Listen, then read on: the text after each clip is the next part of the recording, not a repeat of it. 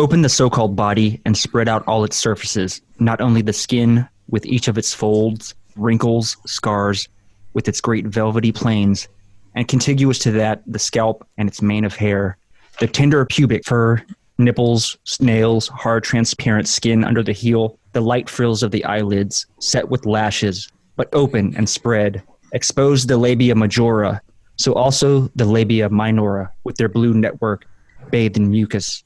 Dilate the diaphragm of the anal sphincter, longitudinally cut and flatten out the black conduit of the rectum, then the colon, then the cecum, now a rhythm with its surface all striated and polluted with shit.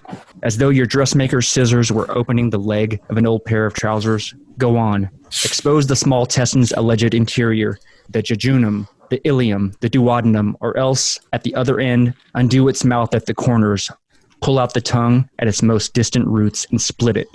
Spread out the bat wings of the palate and its damp basements. Open the trachea and make it the skeleton of a boat under construction. Armed with scalpels and tweezers, dismantle and lay out the bundles and bodies of the encephalon, and then the whole network of veins and arteries intact on an immense mattress, and then the lymphatic network, and the fine bony pieces of the wrist, the ankle. Take them apart and put them end to end with all the layers of nerve tissue which surround the aqueous humors and the cavernous body of the penis, and extract the great muscles, the great dorsal nets, spread them out like smooth, sleeping dolphins. Work as the sun does when you're sunbathing or taking grass. The very roots of evil, of negativity and singularity, including the ultimate form of singularity, which is alchemist. The whole state of things, the pure violence without object anymore. This is the typical violence of information.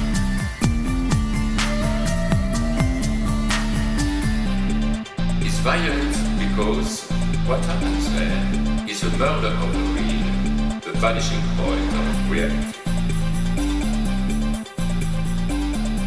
Let's not have a misunderstanding here. Welcome to Machine Unconscious Happy Hour with Cooper Cherry, as always, sponsored by the People's Institute for Revolutionary Semiotics. Before I introduce our guest today, just want to throw out, I've got a Patreon at patreon.com/MUHH. Consider throwing me $1 to help out. Very excited for today's discussion. I've got 3 gentlemen joining me, and we're looking at Chapter 1 of Jean-Francois Lyotard's Libidinal Economy. This will be the Hamilton translation. Chapter 1 is titled Ephemeral Skin. I will let each of you introduce yourselves today. You may know me from the stuff we've done in the past. Thanks for having me back on. I'm Taylor Adkins, and I'm excited to do some wicked Lyotard, bro. Hell yeah.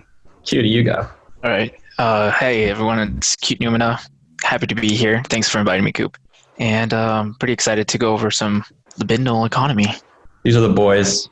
Really happy to be on the podcast. It's young Agamben. Really good just to see people face to face, honestly. Looking forward to talking to you guys. Right. It's going to be fun. I feel like this first paragraph sentence is something that we could probably spend a whole episode discussing. What I find interesting about this is this sort of, Lyotard's taking this 3-dimensional body and kind of like flattening it out. He's smoothing it out in a sort of, what I was getting was a reference to Freud and Lacan in terms of a topological map of the body and so forth, that I just found incredibly interesting as a way to kind of understand what the fuck Lyotard's getting at here, which I think we're taking is, he's also taking direct influence or inspiration from Anti-Oedipus, right? That very first sentence. It might even be helpful. Maybe we should have someone read the first sentence of Anti-Oedipus to kind of, as a compare and contrast mode. I always wonder how much it's like Lyotard is influenced by Anti-Oedipus, because it's like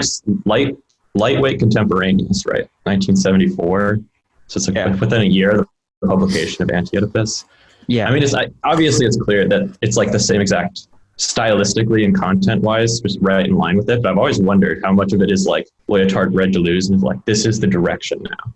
Yeah. Or if it's just like they were both working on this strain of libidinal materialism. I think you're right about that. It's almost too coincidental, 74, 72. So he would have started writing this, I assume, immediately after at least perusing Anti-Oedipus. But at the same time, Deleuze and Lyotard are tapping into this this Nietzsche, Freud, Marx thing, right? And so Lyotard takes it in one direction, and they do have a resonance. Obviously, Lyotard's got a very distinct style here, distinct from, what Deleuze and Guattari only kind of play with at times, but Lyotard's taking it to an extreme. And it's also different from Lyotard's other works, which aren't necessarily like this. He did call this his evil book later on. Yeah, he disavows it still. May 1968, you can see the trajectory, I guess, from both Anti-Oedipus and Libidinal economy, taking a stance in terms of, I guess you could say, like failed revolutions or failed movements in that sense, and kind of setting up a tone for what you guys already said, what like theory would sound like or what it would be written like. Taylor, did you find Anti-Oedipus? Because I have so much garbage. Go ahead and read that first. Yeah. So that opening chapter, right? It's the desiring machines, and that opening section's labeled desiring production, but Anti-Oedipus in the French didn't have its subsections titled. So that's just kind of the translators trying to help us. They say it is at work everywhere, functioning smoothly at times, at other times in fits and starts. It breathes, it heats, it eats, it shits and fucks. What a mistake to have ever said the id. Everywhere it is machines, real ones, not figurative ones. Machines driving other machines, machines being driven by other machines with all the necessary couplings and connections. An organ machine is plugged into an energy source machine. The one produces a flow that the other interrupts. The breast is a machine that produces milk, and the mouth is a machine coupled to it. The mouth of the anorexic wavers between several functions. Its possessor is uncertain as to whether it is an eating machine, an anal machine, a talking machine, or a breathing machine. Asthma attacks. Hence, we are all handymen, each with his little machines. For every organ machine, an energy machine. All the time, flows and interruptions. Judge Straber has sunbeams in his ass, a solar anus, and rest assured that it works. Judge Straber feels something, produces something, and is capable of explaining the process theoretically. Something is produced, the effects of a machine, not mere metaphors. Nice. I think it's very important to bring up here, right? As you were saying, it's not Lyotard necessarily just being poetic, or there's an intensity to the writing, obviously, that has poetic resemblances, but it's that would be the thing. I think Lyotard would want to stamp that on the book as well, not mere metaphors. The style has to be one with the content in terms of like the entire, at least the first chapter is a critique of the powers of representation itself. So in your styling, I like this kind of theory because I like the poetic aspects of it, but the theory has to be poetry. It has to be like the Dionysic energy. Mm-hmm. As close as you can sort of re-territorialize that into Apollonian representation. Both of them are in this weird style binge of French 70s philosophy. But I mean, that's just poetry to me, honestly. Yeah, it definitely is, I think, indicative of where Land kind of cribs his style. Especially like this first sentence is definitely like it has the pace of the acceleration, right? The story goes like this, Exactly. Yeah, exactly. Very similar vibe. What I think is interesting, like in the setting the stage for like Lyotard himself, is that he is the most I think he's teaching in Algeria during the French-Algerian War, during that conflict, which I would assume is effectively maybe the thing that spurs him to become a Marxist radical. And he's writing in various journals, and I've heard he was kind of the person with the most like foot on the ground activism during 68. Like he's the most militant one. Is libidinal economy like an overcorrection? Is he like slamming the wheel like in the other direction? Yeah, that's a really interesting point. Like the big critique of libidinal economy, and even Deleuze to a certain extent, is like the lack of a political project. People are like, what's your politics here? Because they're really, it sort of tries to transcend the discourse of politics. And like he says in the first chapter, the idea that like political economy is metaphysics, he's just sort of blending all of these disparate boundaries in some sort of weird concoction. Just to kind of bounce what you've said, Young, would be they're trying, I think what Deleuze and Guattari and definitely Lyotard, what they're trying to show or put forward is that the revolution, in quotes, really happens like in the text, in between the lines. And in that sense, what you guys have already mentioned, it's that attack on representation coming from structuralism to what you would call now post-structuralism or postmodernism, whatever you want to call it. In that sense, it's texts like these that really undermine those systemic representations, of 19th century structuralism. Or even like Marxist, the proletariat, etc. There's like a functional hypocrisy though, because you're simultaneously writing this post-structuralist text about the limits of representation while having to represent it in some way. So that's always what I find so interesting about the theory, is like it has to operate with that hypocrisy in mind, that you're doing the thing that you're critiquing. You're in the process of deconstructing yourself as you're writing in a weird way.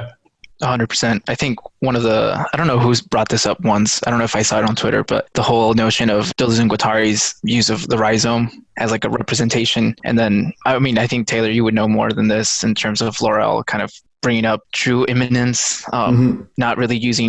not choosing philosophy, for example, as the primary form of representation, not falling into those kind of tropes. Yeah, Laurel, he, especially in the 80s, but you can see some of it in the 70s with his crazy books on like the Textual Machines book on that plugs Nietzsche, Deleuze, and Derrida into this like weird ass writing machine. He experiments with some forms of kind of philosophical riffing that loosely remind me of what Lyotard is doing here, except that Lyotard's material, at least, in this first paragraph and even in the next, it keeps this kind of visceral, where it's the body itself that provides the material and the matter to be rehandled, right? Stretched out topologically, as Coop was saying. And I couldn't help but think when you were reading the intro, and I'm sure you guys have heard this fact that if you take all the veins and the arteries and you stretch them out, it's like 60,000 miles. So it can span the world.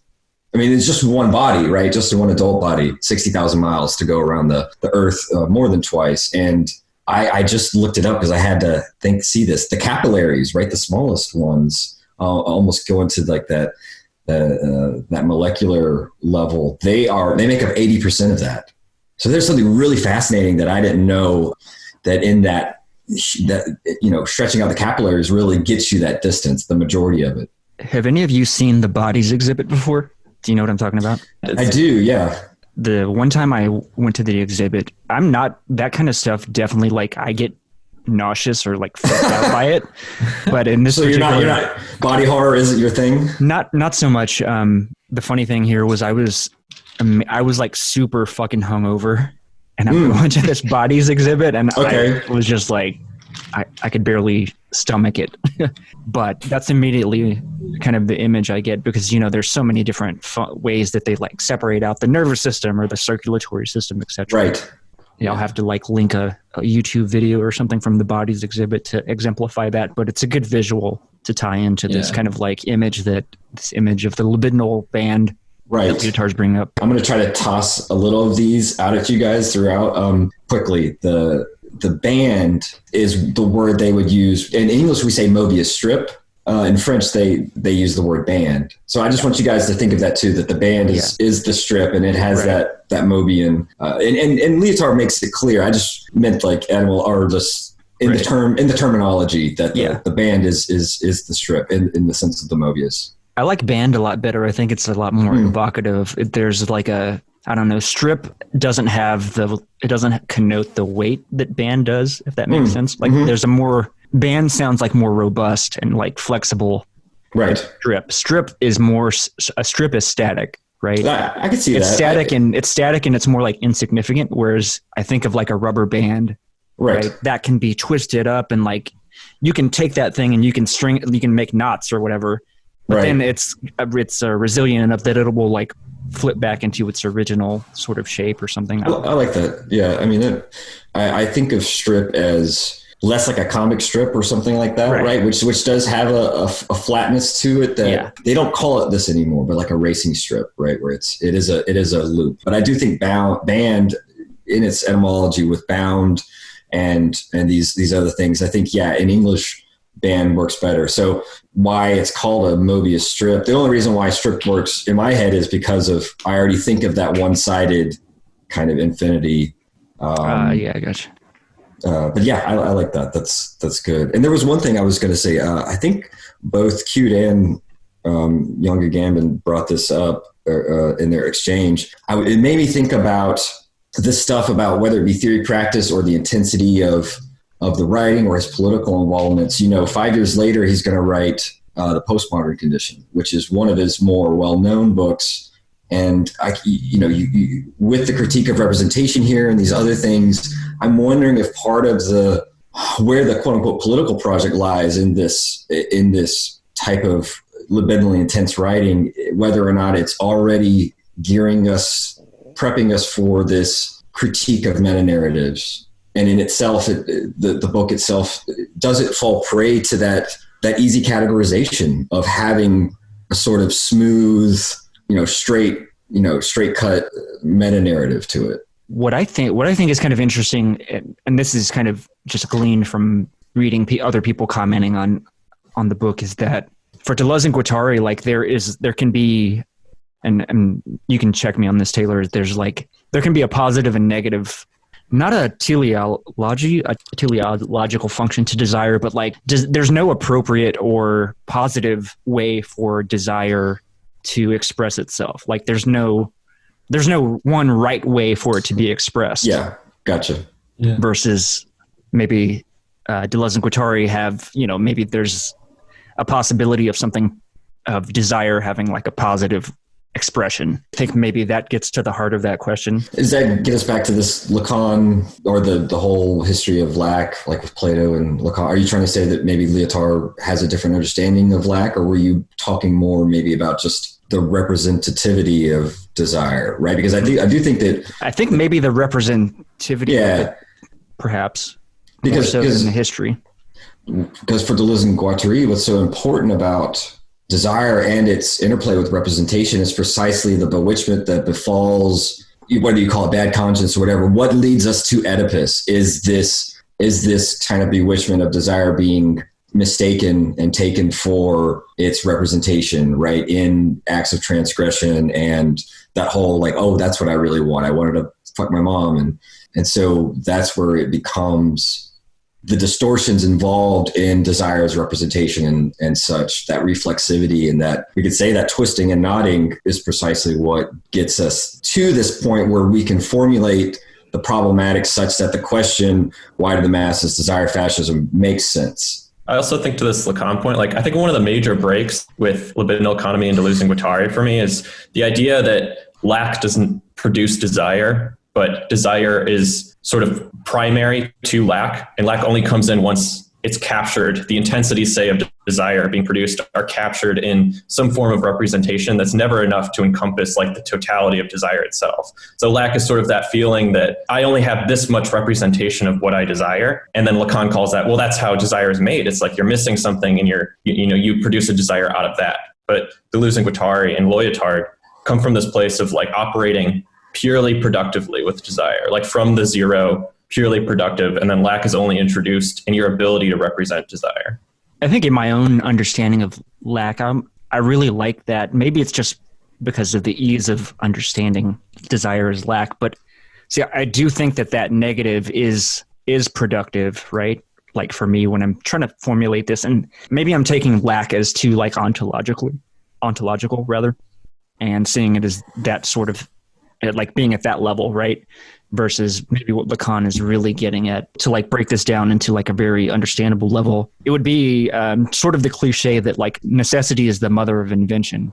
And I think that's a good maybe metaphor for how lack is productive, because it's if you didn't have to innovate or be creative or generate, if you had everything you needed, then there would be there's no drive towards creation or destruction or anything. If you are a totality, if you're a singularity that's complete and full of whatever, whether that be, I don't know, meaning or whatever the case may be, then there's what's the point of even, if you're dead matter or whatever, if you're recuperated back into the real or the one substance or whatever, at that point, there's no desire, right? There's no need, there's no necessity, but it's that lack that generates that desire to fill the lack with something that pushes us, that drives us.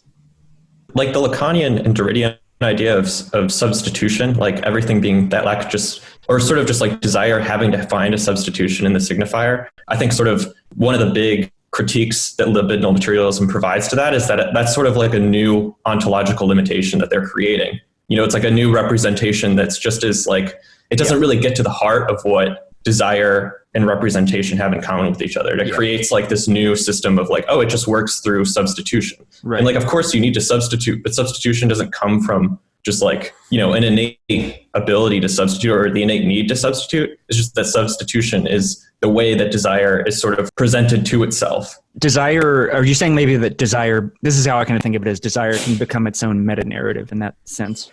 Yeah, exactly. Like there's a new narrative to what desire is that doesn't really get to the heart of like what I think they think like a true pro-structuralism is, to say that there's not like an ability to structurally sort of imagine an ontology of what desire is when you're creating lack or when you're using lack to describe it. Does anyone have a handle on what Lyotard is referencing with the zero, the great zero? I don't understand how do I differentiate between that and lack in a sense. I don't even know what register he's discussing. Well, I mean, the great zero is, to me, has resonances with the full body without organs, right? So it is that surface upon which intensities circulate and, disjoin, connect, conjoin, all that. So that, I think the great zero, there's a wager in identifying it as not being the same as traditional understandings of lack in the negative. Does that make sense? It's like Deleuze and Guattari said, of like when you're assuming lack, you're assuming from a presupposition of negativity. Yeah. Like a zero isn't negative. You know what I mean? Right. Like you can de-territorialize back to zero, but you're not starting from -1, so to speak. It's always being produced back like to and from the zero. I like that. One of the things that's really interesting is in that, what is it, the third, maybe the fourth paragraph, he brings up this question of representativity and substitution that we just talked about. And he mentions polymorphous perversity, basically. And it made me think of Freud. Obviously Freud is in here somewhere. And what it made me think of is in the four proponents of the drive, right? You've got pressure, you've got aim, object, and source. The notion of source is one of the most mysterious ones, and the one which Freud is most reticent to talk about, because he defines it in terms of a bodily process, right? It's a somatic process, but it's represented in mental life by a drive, right? So there's this representative of the drive that found in the source, which is biological, which is bodily, which is visceral. And this is where Freud will basically say, look, psychology can't speak of it. It's biology's role to be able to give us some insight into how a source functions. So I see some of that in these opening lines with this notion of topologically, stretching out the body. It's always really complicated to me, this like moving between dimensionality. Like this, like topology is necessarily two-dimensional, even though it's describing like something that isn't necessarily two-dimensional, might be three-dimensional. Like same with words, obviously, are two-dimensional signifier, but like what Lyotard writes in that first long sentence is almost this imagination of a third-dimensional space using the second dimension. So there's this problem that like is very interesting to me, where they're trying to describe something that's literally like spatial, like three-dimensional, if not even like fourth dimensional, or having to do with time. But they're trying to do it because you sort of necessarily have to limit that to your ability to represent it in the second dimension, like on a graph or with language. But the reach is to this dimension that's inherently limited by your ability to represent it. If you're always reduced to the second dimension, it's very difficult for me to like understand how that leap happens. You know what I mean? Like how is it that we should understand something that's inherently ununderstandable with our current ability to represent it, I think that kind of reminds me of it's in the glossary in the second term, the dispositif, in terms of what it's set out to kind of do. I know that different authors use it interchangeably, kind of the same, but they have their nuanced differences. I think Agamben has a paper or like a small essay about the dispositif, or I don't know how you would want to say it, but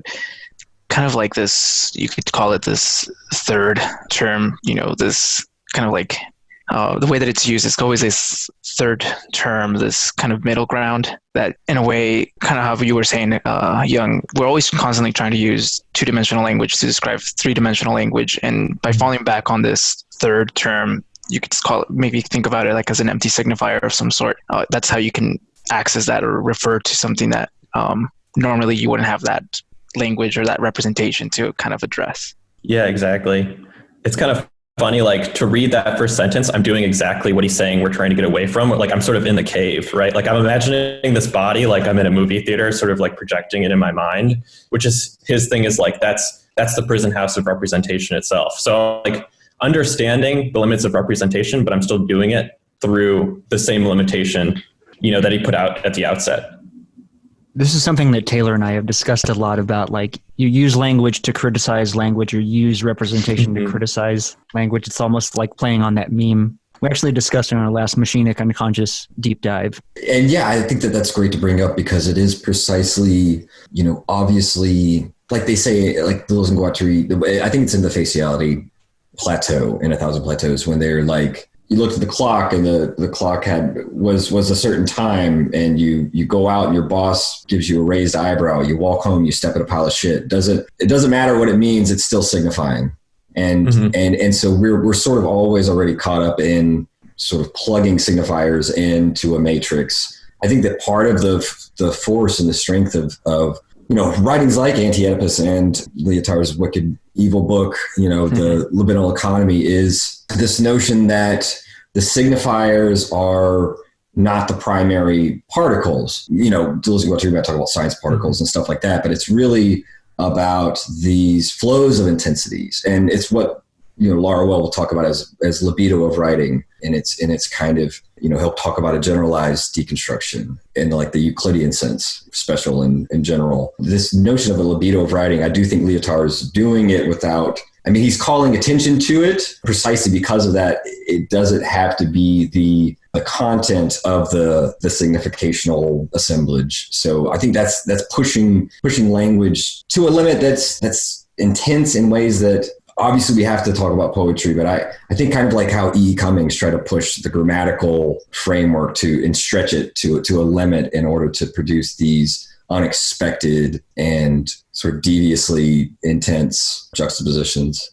I think it's funny that you mentioned that, Taylor, because, for example, if you watch kind of like Lyotard's like development, I guess, like in his thought, he starts off with, I always forget the name of the book, but it's like figure and discourse and figure. He's always trying to show, like, at least in that one, he's trying to, like, there's always, you could say, like, discourse within the form or the figure, or there's always, you can't talk about the form or figure without having certain representations of it. That's what he's kind of analyzing in that book. And then in terms in Libidinal economy, at least, he's taking a really hard, you could say almost like strong materialist stand that, this stuff like affects, emotions, whatever you want to call them, they do have a material, you could say objective reality to them. And, later on he even goes in Postmodern Condition, he starts talking about language games. But it's funny that you see this development where he starts off with kind of like the limits of, you could call it like phenomenology and, Kantianism essentially, moving on to kind of like the use of affects, a lot very similar to, in my opinion, Deleuze and Guattari.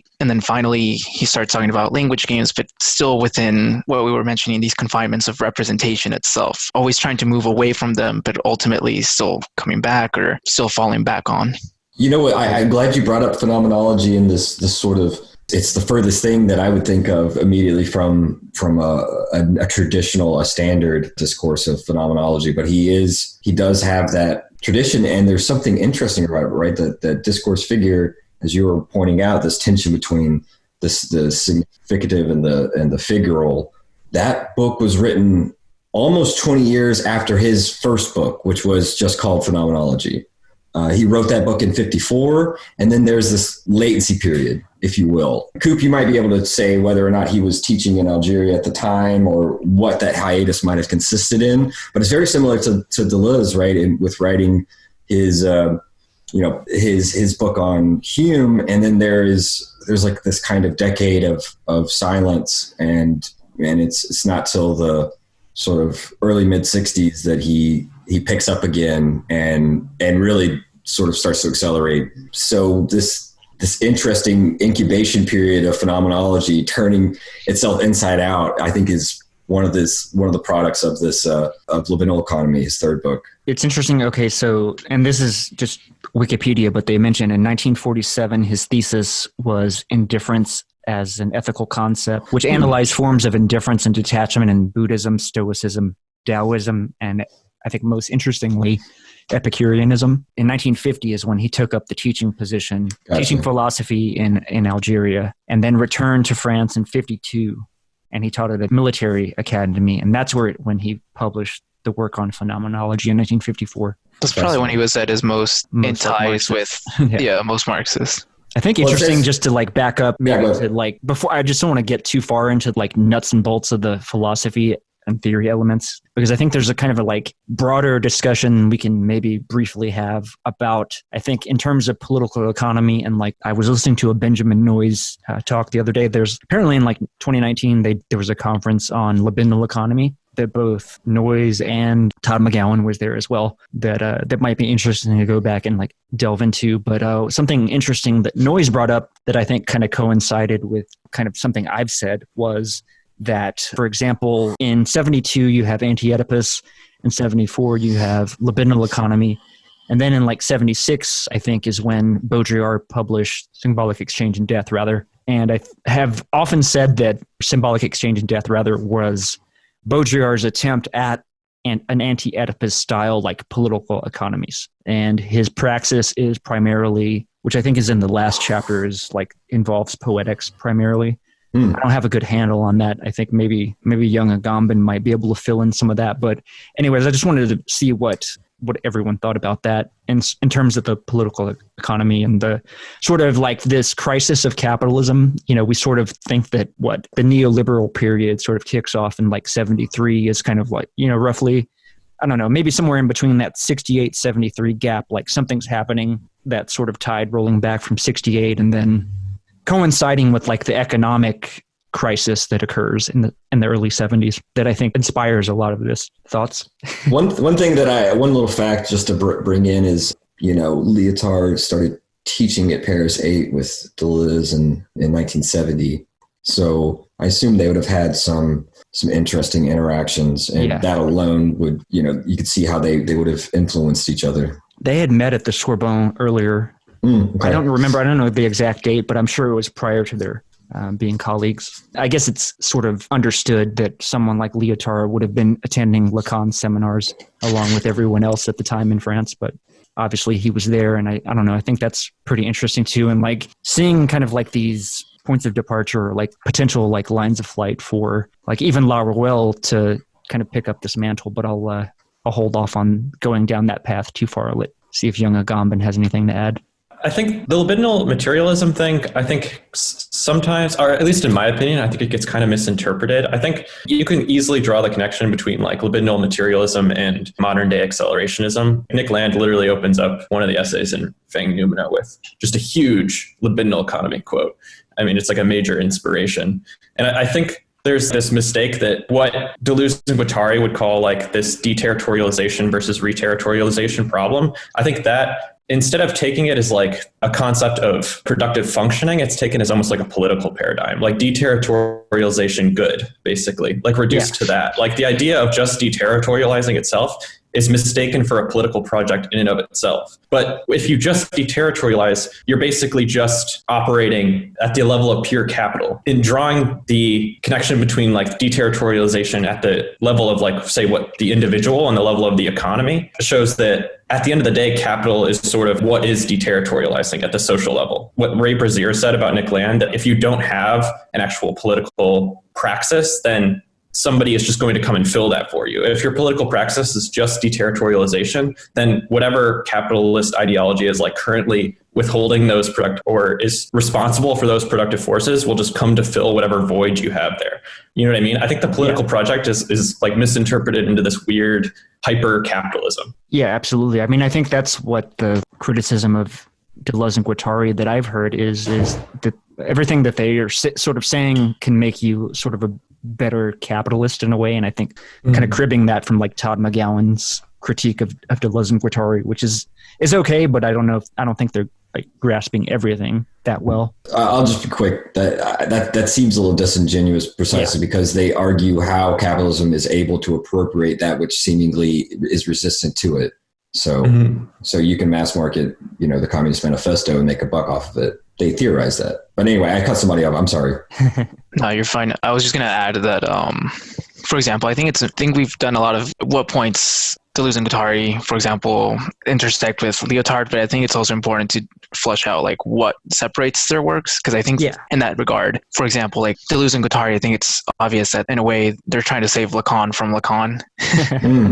Nice. But as opposed to Lyotard, he's in a way trying to save Lacan from, or not even save, but kind of mining out or flushing out Freud from Lacan. And, you using that to kind of flush out these libidinal intensities, really creating them as concrete, I want to say entities, but I almost want to hold back on saying something like that. Well, as opposed to Deleuze and Guattari, their whole work, if anything, if you want to boil it down to something, I would just say it's a work of machines, right? Networking machines. And so in that difference, I almost want to say like Lyotard, in a way, if not a Marxist, is way more of a materialist than Deleuze and Guattari. Yeah, I would definitely agree that he's drawing like from more he's more directly incorporating Freud than Lacan, largely, other than maybe like here and there. But yeah, I definitely, and I want to get into that, I think, in terms of this discussion of topology. But yeah, I just wanted to point one more thing, which was that I think that connection to Freud also inevitably ties into a lot of Nick Land's work in terms of Nick Land's own influences in Freud, in terms of, I think Mark Fisher flushes this out the best in his essay, Avatar versus Terminator, or Terminator versus Avatar, where he points out how, what does he say exactly? Essentially, what is accelerationism if not the death drive minus, what is his name? Bergson's vitalism. And in that sense, it's like, yeah, this is exactly what I would say someone like Lyotard is pointing out, or is setting up the foundation for someone like Nick Land, for example, to build up their, if you want to say, political praxis or political project, which is not really a project. It's more like just someone being really hard for de-territorialization. Yeah. The thing that I think connects all of those things, like you were saying, Cute, is the idea of vitalism. Like the late Freud is my favorite Freud. And I think Beyond the Pleasure Principle is definitely like a highly vitalist text. And the death drive is obviously then sort of reappropriated by these philosophers. And that I know people do classify them as like neo-vitalists, like definitely Lyotard and Deleuze and Guattari. And I would say even Nick Land. But I've always made that connection like casually. Like I definitely think there's a vitalism to all of these texts, but I was wondering if you guys like actually consider this vitalism. Like, do you think that there is almost like this new, like I liked what you said, Cute, where you're like, I don't want to call it entities. You know what I mean? Like, what is it? What is it that's vital, that's connected across all of these thinkers? I don't really know. 100% agree with everything that you just said, because in that term, you almost have to fall back onto the definition, or that term of like the dispositif or whatever. You fall back on this third term, precisely because, if you go one way, you almost have to bite the vitalist bullet. But if you go the other way, you have to take that fascistic, anti-vitalist Nick Land route, which, it's a whole thing. You could say it's like the black holes that Deleuze and Guattari warn about that easily fall into, fascism, back into the Oedipal triangle, if you want to narrow it down. I would say that Lyotard, Deleuze and Guattari are neo-vitalists, or just vitalists. I don't know what implications that really holds. Yeah, that's the thing. We'll see. Taylor, do you have a response for that? I mean, my question? Yeah, just really quickly, I think that we can throw around labels, and there is there's a strand of vitalism in, just at least in Deleuze and Guattari, but at the same time, right, part of the reason why that's there and why they are reinterrogating it and re-problematizing it is the very fact that, in the 18th, 19th centuries, you do have this clash of mechanism, vitalism, and also later on energeticism. So I see that those traditions are interwoven in capitalism and schizophrenia, and this is partly why, like in the Geology of Morals plateau, they play off Cuvier and what's his name, Saint-Hilaire, and sort of try to.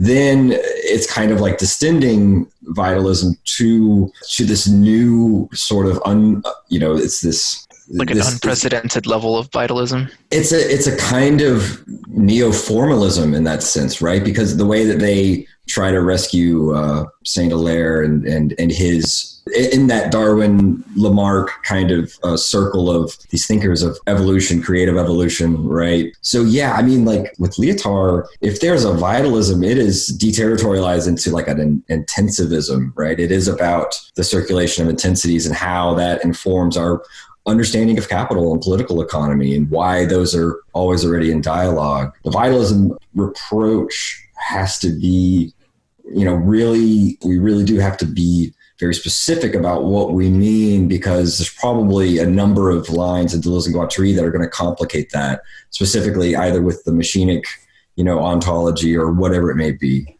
Thinking I should read perhaps the dispositif definition that's included in the Hamilton just to set the stage. And I think I'll do that and then libidinal band, because I want to kind of segue into this discussion of this kind of striated or flattened out body, the two-dimensionalizing of the body that Lyotard's going into, which is, I think, directly, like Cute said, this is drawing largely on Freud. And I think, was it young Agamben that mentioned beyond the pleasure principle? Yes. Just late Freud, rather. And just as a side note, that would probably be a great reading to sort of prepare for libidinal economy. And I don't know if anyone obviously probably beyond the pleasure principle, do you think, is it necessary to engage with Anti-Oedipus at all? Or you mean to have read it? Yeah, just to like, I think it's very helpful. Just to kind of enrich your understanding of, especially those sections in Anti-Oedipus where they are directly using the Freudian language of Thanatos, Eros. Like they are, this notion of the late Freud and the kind of vitalism, especially in BPP, that's spot on, which you guys were bringing up earlier. But did you want to read the I will in a second. I just was curious if you had, I think maybe you might be our best source for like recommendations on what's going to improve your experience with libidinal economy on the reading front from the context of like, from the context of like Deleuze and like.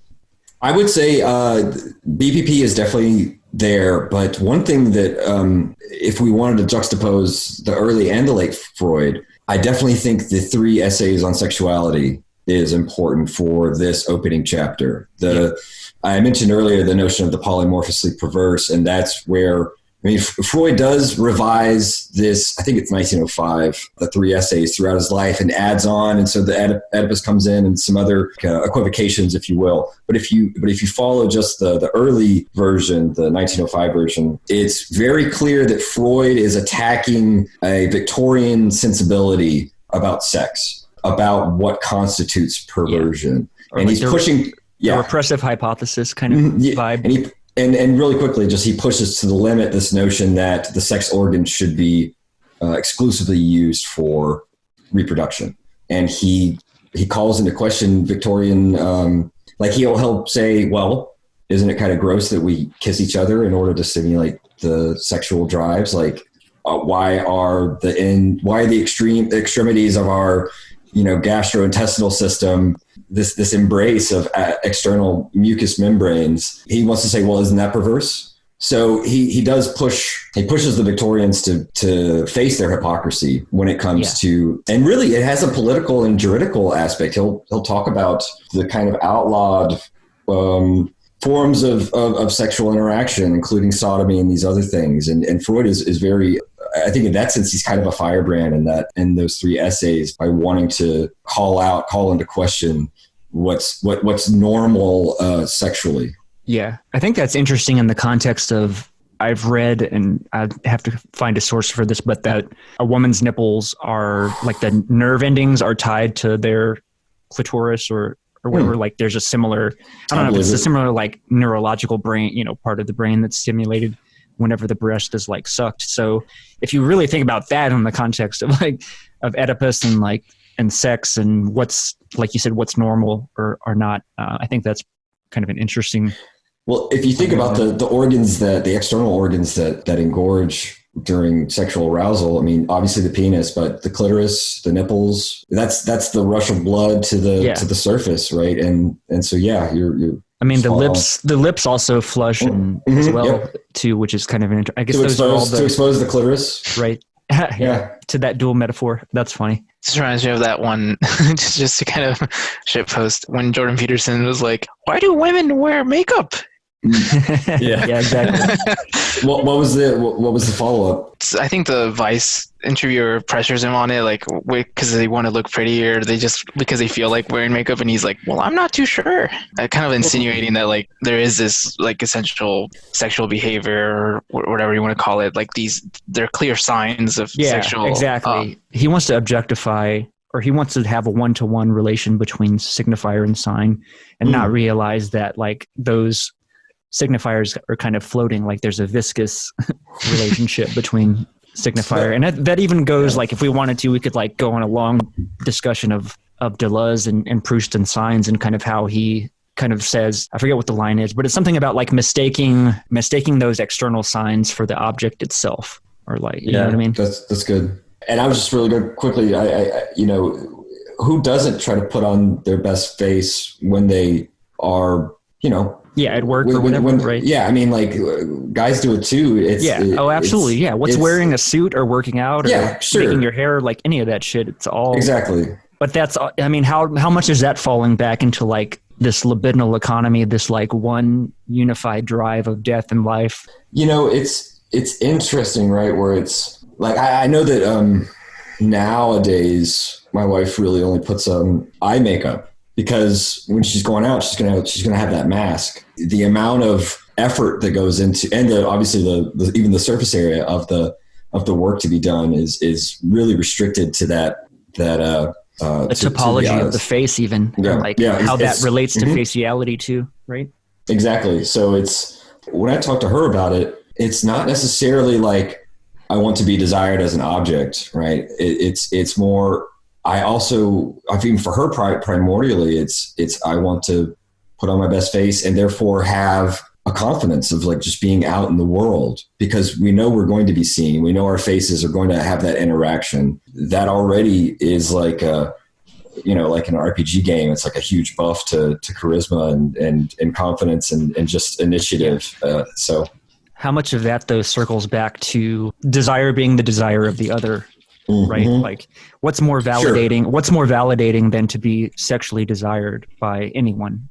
That's one of the most validating thing. I mean, I don't know. You might even say that's like, I mean, I would even be so bold as to say like, that's kind of like what this libidinal economy is pointing towards, is that kind of like this kind of baseless or this directionless drive without teleology, that it's just like bashing through barriers, kind of in the sense that Deleuze and Guattari, or this unleashing of desire, has potential. It's like you said earlier in your qualification, like it's not even like these one-to-one relationships of desire to its, or erogenous zone to specific signifier. You know what I mean? Everything has a partial object of desire in it. It's funny that Freud, for a long time, he was like really good friends with this quack doctor who thought the nose literally connects to the penis, like biologically.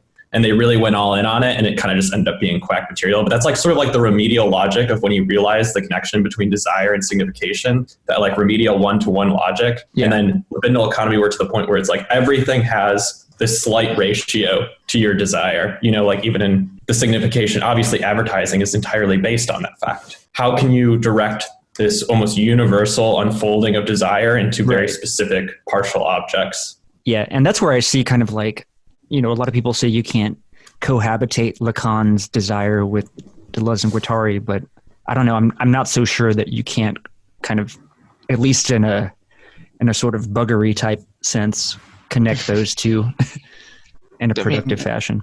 In that sense, you could. I'm not the biggest like Lacan buff, but in that sense, you could bring in Deleuze and Guattari's like machinic ontology, and that's the whole point, right. It's like the individuals. Yeah, exactly. It's like this individual desire plugs into this. There's like individual desire that's sort of influenced by lack. And then there's also this machinic process. And maybe that's part of this, the libidinal band is different sides of the same thing, or like of desire itself has like that kind of, I don't know. It's not like, to get into Laruelle with the like it's non-Euclidean in that sense, right? It can the band kind of bends over to where those two things can kind of merge, or I don't know. Yeah, talking- I make that like I make that. I mean, I try not to like fully subscribe that this is like a one-to-one relationship, but I sort of see the ephemeral skin, like that libidinal economy idea is sort of the substitute for Deleuze and Guattari's, like you're saying, like machines connected to machines. Like the machines, like they have the semiotic machines going, interacting with one another, so to speak. But in the Lyotardian way, it's like this big skin that we're all a part of that's being inscribed upon. When something's inscribed upon what looks like outside of us, it's actually inside of us. It's like inscribed upon our bowels. Like instead of machines, it's this big skin. But at the same, I kind of use those as like interchangeable, but I think that obviously is way too reductive for what Lyotard's trying to do. Because there's a reason he uses skin instead of like just adopting the machinic sort of like metaphor that Deleuze and Guattari use. So it's obviously not like, oh yeah, this is just my version of it. But to me, that's like where I draw the similarities of their metaphor. Right. I like this notion that you brought up about inscribing on the skin, because it's good to remember that since we're sort of in dialogue with Anti-Oedipus a little bit, they want to show that lack, scarcity is not the primary element, right? If there is a primary element to the circulation of desire, it's marking, it's inscription, right? It's this notion that cruelty is the movement of culture on bodies, and like the first markings, like the first thing to happen is like planting these flags and bodies in this kind of this territorialization that will allow for the circulation of signs. Yeah. Like the first signs are sort of like in the idea of faciality, it's just kind of like the creasing of skin or just like slight muscle movements is sort of the first substitution of something for meaning. It's literally bodily inscription before moving to the substitution of language. I think what you guys brought up in terms of I'm going to call it the mobius strip, but in regards to the mobius strip and its connection to, I think he calls it the bar. I'm not quite sure. He does have that part. There is that terminology. He has that distinction insofar as, for example, like the bar, I think he refers to it as that which creates or is governed. I don't want to say I've got the definition up here if you want. Do you want to read it? Or? Yeah, I'll read it. Okay, so the bar defined as, if we imagine the libidinal band as having one surface, white hot, labyrinthine, and aleatory, then the bar is to be seen as the operator of disintensification, which, in slowing down, allows the displaceability and non-identity of the drives / pulsions and intensities to be arrested and given a designation and signification. It is through procedures of exclusion, notably negation and exteriorization, that the bar gives birth to the conceptual process, twisting the band into what Lyotard calls the theatrical volume, dividing up what takes place on the band into a this and not this and a not this. The bar, as it cools down, accounts for the series of conceptual frontiers, distinguish the ideal and the real, the authentic and the alienated, the useful and the exchangeable, the normal and the perverse, etc. It should be noted that for Lyotard, the bar and the band are nevertheless one and the same. When the bar thus rotates, or when the bar rotates in an furious aleatory of fashion, we have something like the libidinal band. When the bar slows down, we have something like the theatrical volume. Why the bar slows down is a question peculiar to representational thinking, itself an effect of the cooling bar. I guess what I was trying to point out with that definition of the bar is that, it pains me to do this, but I feel like the mobius strip, in a way, is Lyotard's body without organs, without him exclusively or explicitly saying this. And in that sense, if the bar is governed by, it almost seems like this binary logic between, this, not this. In a lot of ways, that reminds me of, that property of the body without organs to kind of repel. I don't exactly remember what they write in Anti-Oedipus, but in a way, at one end you have the mobius strip or the libidinal band, which is the most or the strongest intensification of these libidinal, intensities or whatever you want to call them. And at the other end you have the bar, which would be the highest degree of these systems of logic, I would say. Of these systems of, you could call it what Deleuze calls like when you construct the brick house of reason, essentially with the concepts, bricks being the concepts. I think that's what Lyotard is showing. On one end, you have this theater, this Ballumist theater, which you fill up with whatever, you can create a system ad infinitum to describe the world as it is outside. But at the same time, you have this interior, these libidinal intensities that, or you could say, are part of the interior, and these two are juxtaposed somewhere in the middle, combining the two to, kind of point out you can't explain the libidinal intensities without the systemic structure, but at the same time, the systemic structures, or whatever you want to call them, are produced exactly because of these libidinal intensities. Yeah, I think also the bar is created, like you're saying, by the distinction between inside and outside, which is arbitrary, is what Lyotard argues. There is no outside or inside. That first chapter is sort of like the vision of it. Everything is already internal to yourself. And then the bar, like the volume of the thing you're creating, is then the body without organs, like you're saying.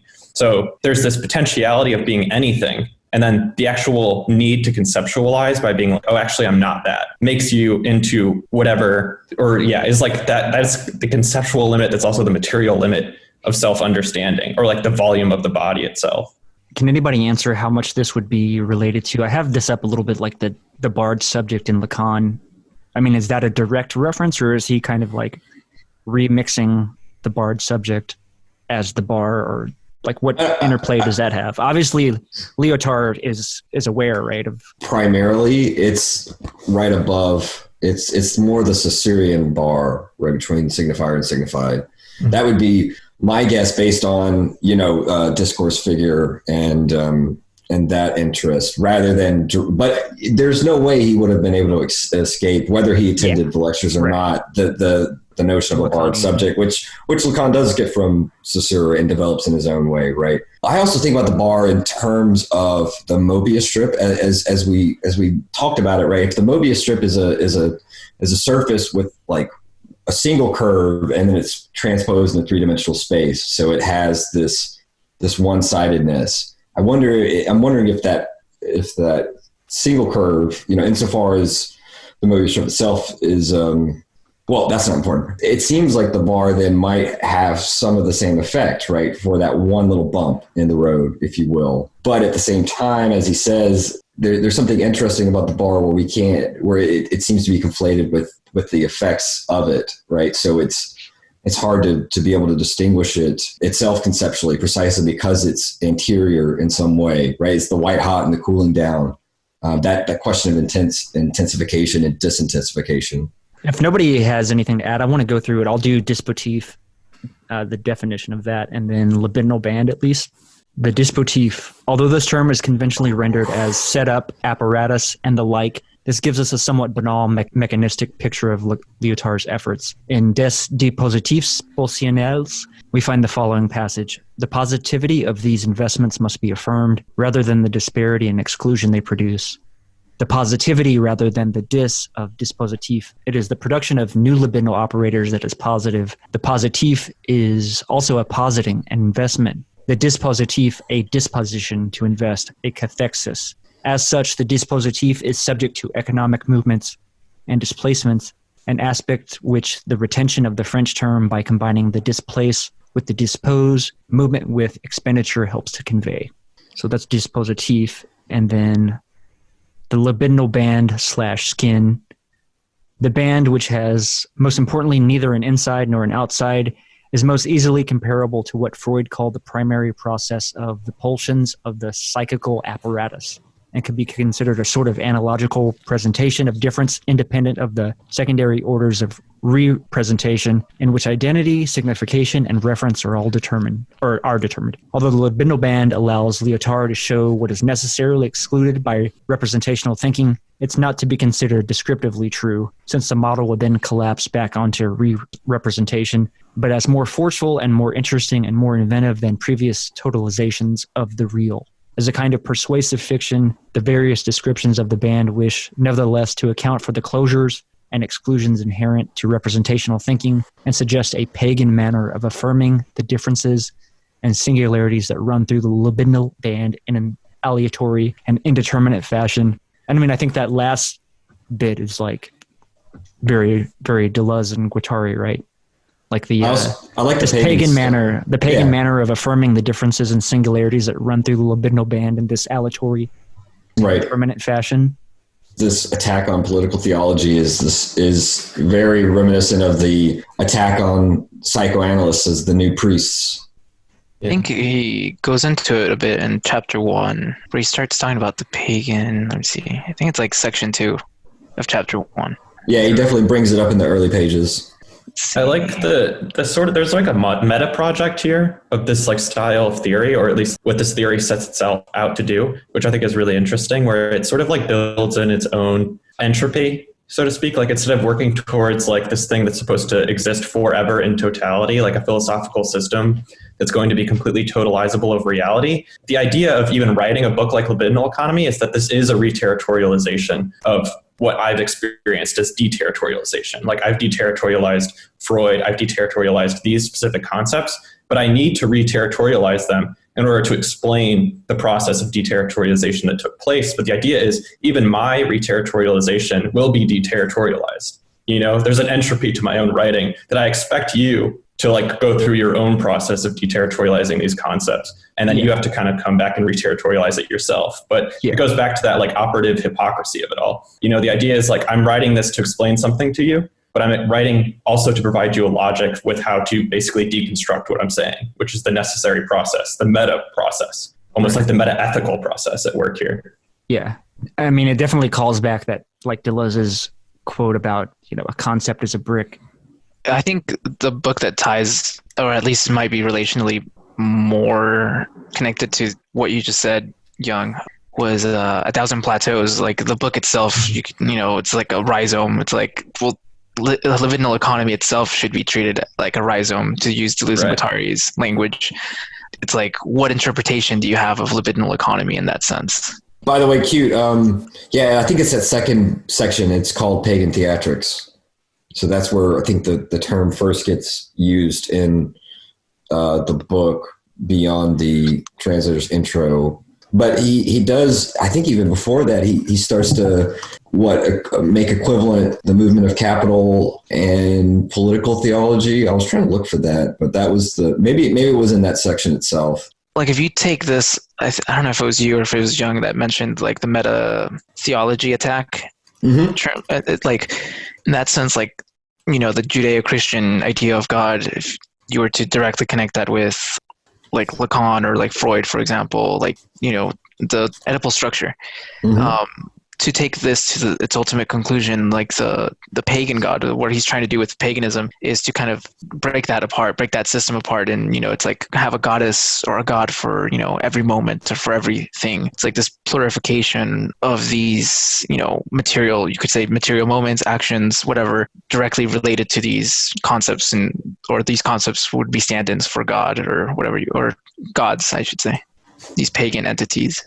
I love the stuff about the Augustine quote, right? And then he talks about for the pagans, it's Dionysus and Bacchus, right? So that brings us kind of back to what we were talking about earlier about the Dionysian and the Apollonian, which I always found interesting that Apollo was the god of prophecy, because the Sibyls had to get super fucked up on whatever drugs, whether it be there's reports that it was some. They got high off the gas coming from the volcanic, you know, strata, you know, seeping up. But that's the dementia and the amentia that he brings up. Where is this? This is page 9. The great singularities of Dionysus and Bacchus. I was going to look up amentia. Severe congenital mental handicap. Okay, that's fun. So yeah, I guess if dementia is losing one's mind or going out of one's mind, then amentia would be lacking a mind altogether. Amentia. Yeah, this is on page 9 at the bottom when he's talking about Dionysus and Bacchus, and he links dementia and amentia. The mens, right? The mind. The movement of force becomes commotion of the spirit, and soon dementia and amentia. There's a part of me that thinks there's something that is reactionary about the fact that Deleuze and Guattari spent years being like, no, we don't mean literal schizophrenics, to try and like kind of save their reputation. Because people are like, oh, you think madmen are like revolutionaries, basically. And they're like, no, it's like a different process or whatever. That kind of limited the actual like taking their logic to the conclusion that the madman like is a revolutionary. You know, they kept being like, no, we mean something different. And I feel like that was like almost completely like egocentric, because every French philosopher was just like, oh, you're just literally putting crazy people as the vanguard of the revolution. And they just try to be like, no, different process. You know, they're like major distinction between clinical and theoretical schizophrenia. Yeah, I do think that was one of the you're right. The greatest misunderstandings that they faced was somebody just posted something about that actually. Oh yeah. I forget. Somebody posted a quote about that. I posted it was from the, it was from one of those seminars I translated. I can't remember which, but I think it was the first one on the four unconsciouses where he's talking to his students and he makes that joke that basically that's exactly what Jung said, right? You think that the schizos are revolutionaries. And, I think for him, you're right. There is this easy ability to justify medical and clinical specifications and classes, even these global kind of entities of the schizo who would be, drugged up and sort of narcotically subdued by a kind of carceral system, if you will. And Foucault's obviously important here too, versus what they are trying to do by taking neurosis and paranoia and schizophrenia to their logical limits as movements of history. I think that's part of where obviously they can be critiqued for that and whether or not they did a good enough job. I think it's obviously an uphill battle because it does try to elicit the resistance of psychoanalytic categories and psychoanalytic thinkers who would not recognize those concepts anymore. It's a risk, right? It's a risk reward thing. I know. I don't think they were ready to take that like professional risk, but there's a good part of me that's like, yeah, the catatonic schizophrenic, as they call them, is like the cosmological revolutionary. They were right. Like their logic is sound. They just weren't really willing to say it because it's like that career was on the line. People thinking they were literally talking about schizophrenics. They made this huge mystification thing going on where it's harder for me to take it to that logical point that they actually are revolutionaries than to be like, okay, so how am I supposed to like completely separate your schizophrenia from schizophrenia, like as we commonly know it, as like a medical. How much of this is just like trying to get beyond like our human subjectivity? Right. Just to fill the space for a second, I totally agree with what Jung is talking about. And I think that you're sort of onto it, Coop. It's maybe, it's precisely because they're worried about the schizophrenic with like a capital, the being taken as a global person.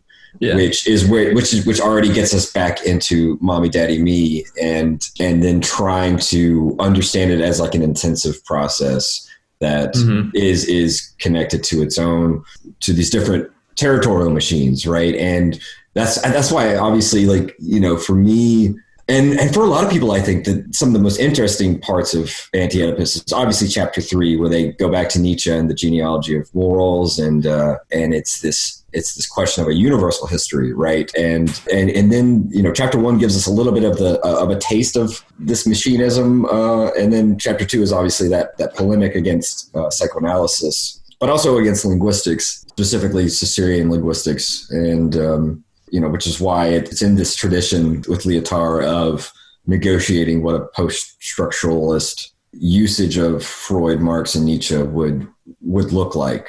I want to ask a question for you guys before we move on, because I think, Taylor, what you mentioned made me think of this, which I think was directly commenting on what Jung, you just said, which was, how much of this is going back to Oedipus. In that sense, I don't know if you guys noted, I have the same feelings about Nick Land in regards to, I don't know, Gnon or whatever. It's supposed to be this it's the outside, right? That's what he uses it as, that signifier. But at the end of the day, the way he talks about capitalism and the way that he talks about AI, the process of capitalism as AI, is he not falling back on the same anthropocentric vision that he's so adamant about critiquing? Yeah. I mean, I think I said he could have been I posted this earlier this morning about he fucked himself by not taking Lacan seriously and really left a big blind spot, I think, for himself. It's funny, though, that like Deleuze and Guattari I'm sure it's 1,000 Plateaus in the Body Without Organs section, literally like predict the Nick Land pipeline, right, where they're like, if you become a body without organs too quickly. If you de-territorialize, you always re-territorialize back onto like a fascist. And it's just funny that, okay, that's exactly what happened. This dude took it, they use they think drugs are like a way to do that. If you become a body without organs through drugs, it's basically going to cause the same thing. It's just funny that like he can be so into Deleuze and Guattari and then literally become like almost the satire that become a parody of literally what they said would happen. I'm just like, how can you let that happen? He's literally just like taking, go ahead. I was just going to mention like his whole teleology, and it's like, bro, it's literally just a teleology. Yeah, exactly. I don't know, like the way that I think this is my biggest gripe with Nick Land, and this could be a whole separate issue. I don't want to spend too much time in it because I know it just seems like if you even read like Genealogy of Morals, that to me seems way more in line with accelerationism than even some of Nick Land's own work, at least in like in recent history. Like the stuff that he's doing now with neo-reaction, just if anything, it's like a revert back to some of his humanist. Yeah, there's like a confusion there. Like the neo-reaction almost is in a weird way what would you call it? Like a rebellion against capital. Like his political project of like, if you wanted accelerationism, like you should just be like really into the idea of Joe Biden winning, basically. You know what I mean? But he supports like political projects that lower the ability for capital to accelerate itself. You live in China, you know what I mean? Like it would be better if China could like be trading right now. That would be like more accelerationist than like breaking down the global economy. Just there's like a weird, almost like schizo politics going on where it's like simultaneously he believes two things and you have to caught in the hypocrisy. Yeah. He's caught the humanist in the or the anti-humanist. Which one is it today? Right. It does seem to be a contradiction or a conflict between his interests and his investments, as conscious interests and unconscious investments. And what I was thinking of Cute saying about sneaking in the anthropocentrism that maybe it just sneaks in after the fact is in a 1980 essay Larwell writes about, it's called Homo Ex Machina, Man Out of Machine. And he ends the essay after going through this history of the culmination of biopolitics, with Descartes, Nietzsche, Foucault, this notion of a superior racism that is devoid of all everyday racial content or expression.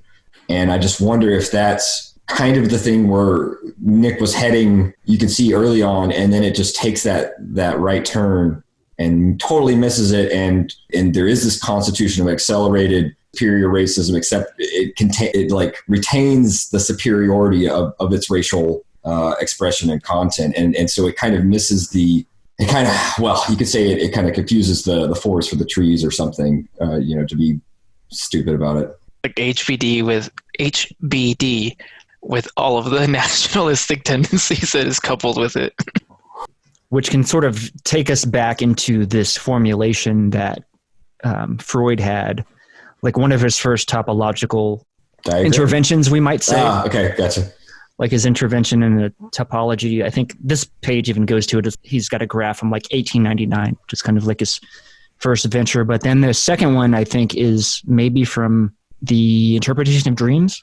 Well, 1899 would have been when he wrote Interpretation of Dreams. Gotcha. That's probably the first part of it. Yeah. Yeah. And then this is a more 22. That would be post. That'd be around BPP. I'm not. Yeah, because he wrote that after World War I. It might be right after that or around the same time. But you can kind of see the evolutionary, like the generous of this kind of libidinal band motif that 1920. Lyotard's working with, right? In this like very simple. So in this graph I'm looking at is a topography from 1922, and we've got a repression, we've got the id, we've got the ego. I'm not sure what all the other demarcations are necessarily, but I mean, I think it's a gesture towards what I think Lacan kind of picks up later on. Well, there's perception consciousness system. Okay, I gotcha. Right, that's the skin of the ego. That's the surface, and then the preconscious. Right, which is always kind of in a it straddles that liminal border of consciousness and the unconscious, and so this is very interesting. But yeah, as you said, he's not going to be happy with. He's not going to stick with this model. It'll just be. But he at this time, especially, he was much more susceptible to saying everything should be collapsible. That if we're going to speculate, we should do so with a kind of tentativeness and ability to throw things out when they aren't working. Freud's a complex guy. He's all right. He's a good kid. It's Lacan's Seminar 12 is where he is first really, and this like later gets developed whenever he gets into his Borromean knot period. But I think it's in Seminar 12 where he discusses the Mobius strip and the Klein bottle, which is veering into that kind of non-Euclidean geometry that I was discussing earlier, that very much evokes the libidinal band, right? Mm-hmm. And this like notion of, I think even the discussion of like the body being cut up by signs kind of goes in this direction as well. But like this sort of flattening out of the three-dimensional body into a 2D plane, or does that have anything to do, to go back to Deleuze and Guattari, how much does that have to do with anything along the lines of, is that striation, or is that, I'm trying to think what the other term would be. Well, I was thinking more stratification in terms of the play of the bar, right? And how they say de-stratification precedes the strata, right? And so that's, and I think Lyotard is very much close to this as well with the play of the bar and the intensity. Yeah, he sort of just substitutes the word, what was the word that he uses? Oh, it's sedimentarization instead of the Deleuze and Guattari terminology, but I feel like it's the same general concept. Like I got that too, just the idea of sedimentary versus the just complete unfolding. I think what's really cool there is that like non-Euclidean aspect of the outside and the inside sort of being these parallel lines that converge on the body without organs, or on the libidinal band or whatever. Right.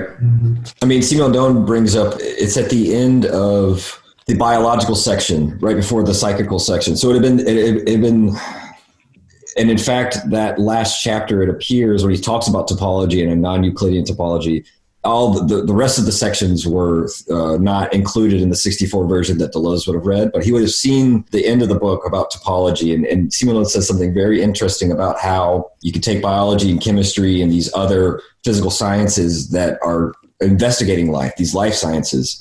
And maybe one of the problems with this attempt to kind of create life ex nihilo is the very fact that it's still too wrapped up in considering Euclidean geometry and Euclidean forms. And he includes Gestalt psychology in this too, and why it fails.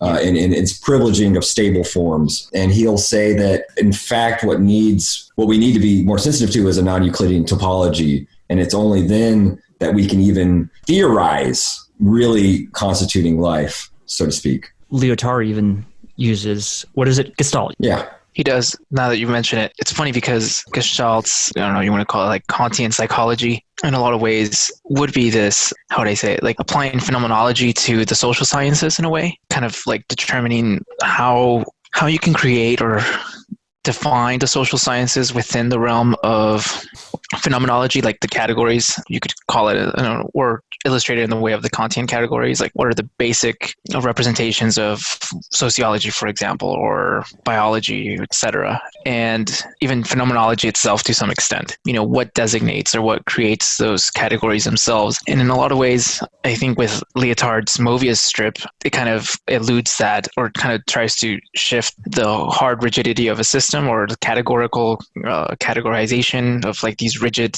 systems or categories or whatever you want to call them, and more into like those libidinal structures or intensities, which is to say there are these material conditions, or there are these material representations of how those categories form in the first place. I don't know. I don't know if you guys want to add something to that, but yeah, I think that's a good point, that like science sort of determines the band. Like there's a Heisenberg quote where reality is like not reality as such. Reality is up to our interpretation of it, or our method of questioning reality. The Mobius band is determined by the conceptual limitations we have to understand basically everything. That sort of like sedimentarization is limiting the ability to comprehend things that are just not currently in our sort of wheelhouse of methodological questioning, so to speak. I think like the same exact philosophical system there is the band is limited by like the Heideggerian thing of however you question being, however you question what the strip is going to determine the band, right? Like whatever your conceptual vision of what the entire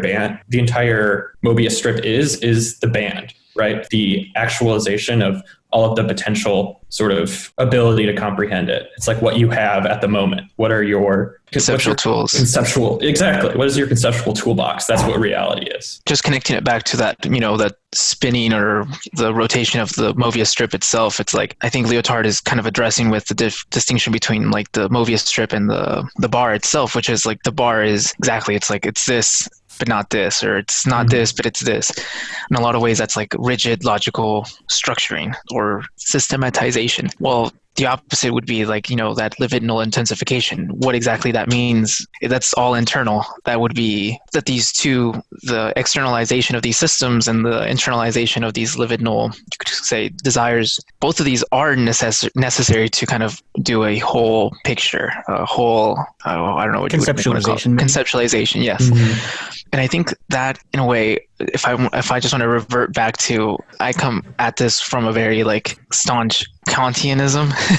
I guess in a lot of ways, this to me seems, I guess I would say that Nick himself would say that this is kind of like naive. Using these models or the whole notion of the mobius strip would be kind of like naive because it's still using conceptual tools of the theater to create an illustration or a representation of what's outside the theater. And it's like you're already naming the thing in itself when it's not. I guess a Kantian would say that's not possible. You only have that like intuition that there is a thing in itself, but you don't know what that exactly that is. Yeah, I gotcha. So in that theater metaphor, it's like going, is that gesturing back towards like the Plato's cave metaphor at all, or am I off base? I think if anything, that's what Kant's whole project is. No, it's just kind of saving Plato from like it's mysticism, or I don't know what you would want to call it, but it's kind of like, I guess my interpretation of Kant is that Kant is just like a really dedicated Platonist, if anything. I don't know if you guys get the same vibe. Kant is just a Platonist. Kant is sort of like brought into Lyotard in that he kind of affirms to a certain extent that yes, like Kant sort of like gets to the metaphysical limit of the noumenal distinction, like that's his inside outside. And of course, like Lyotard says, you have to define yourself conceptually by what you're not, like an N-1 type situation. But the exclusion of something doesn't mean it's necessarily outside of you. It's sort of what Lyotard, I think, is trying to say. Just because something might be like not accessible to you with your current ability to conceive it doesn't mean it doesn't exist. You know what I mean? Doesn't mean that thing is outside of yourself. It's just not comprehensible to yourself at that moment. Your volume can't fill that particular space on the Mobius strip. I wonder how that plays into like how the unconscious operates, or at least from like the kind of fundamental, maybe a fundamentalist psychoanalysis, right? The unknowable aspects of oneself, that, the bits of oneself that escape signification, the singularity, again, to go back to Stirner, like the creative nothing or the I or whatever, that like even right, the I doesn't necessarily, something interesting Deleuze said about the I was like, it doesn't refer back to anything but itself. Right. Which I think is kind of interesting. Well, what Jung was talking about is this, due to the play of conceptualization and representativity as the bar cools down on the band, and we're sort of always already in that sphere in which exclusive disjunction, the principle of the excluded middle and logic takes place. And that's when we fall into that manner of thinking and reasoning whereby the I, non-I starts to take place, right? And I think that, as Coop, as you brought up with the unconscious, Freud throughout his work, but especially during the war with his essays on negation and on the unconscious, he wants to talk about how the unconscious doesn't understand or recognize negation. It's precisely why it also doesn't understand and recognize death. And we could say with like Nietzsche, it's precisely the death of God that takes so long to wend its way through the unconscious, precisely because of that inability to distinguish and recognize negation. And that leads us to the place where we have to do the same thing. How long before the dissolution of man or humanness makes its way through the unconscious? I like the idea of the zero there, where like negation doesn't just leave you in some sort of negative situation. It reminds me of like that Pynchon epigraph I sent you of Beyond the Zero, the idea of like death itself, like the negation of life. It's not just like a subtraction back to zero. Like it moves through the zero. Once you die, you reach that zero. Like there's still matter, You're still like producing phosphorus. There's an existence beyond death that's beyond the zero, so to speak. The negation doesn't lead to just like complete zero. It's like a movement through the zero into something new rather than just pure negation. It's traveling along the gradient and that heat, like that dissipation. I forget what is that called whenever you're like moving across a membrane. It's fucking weird. Osmosis, maybe. Osmosis. Well, that's with water especially, but there might be a more general term, but yeah, we can just use that. There's like osmosis until it hits like that 0.0, right? Between the two between the two membranes or something like. Well, that would be an equilibrium, a type of equilibrium. But it's this is more like that sloshing back and forth of movement across the membrane, I guess. I don't know. Permeability and stuff like that, right? Yeah, exactly. Right. And even if like the membrane will break down all of this sedimentary sort of notions you have about yourself. Like you can be like, when I die, it's just going to be nothingness. I'm going to be nothing. But the membrane doesn't really care. It's going to take what matters left of you and recycle it, whether or not your idea about it, whether you have an idea about it or not. Zero operates without your like sedimentary, like re-territorializations about yourself mattering in any real way. This reminds me just real quick of Lucretius's materialism when he talks about the soul as the lightest atoms, and they're going to be the first to, because he thinks about the body as a composite that's like a sealed jar, and once you die, that jar, its airtight lockness, sort of unravels, and the first atoms to leave are the lightest, the soul. And so he says, one can but die, one cannot be dead. I think that goes back to what you were saying about the zero. I'm interested sort of like in how the second law of thermodynamics thing. Yeah, right.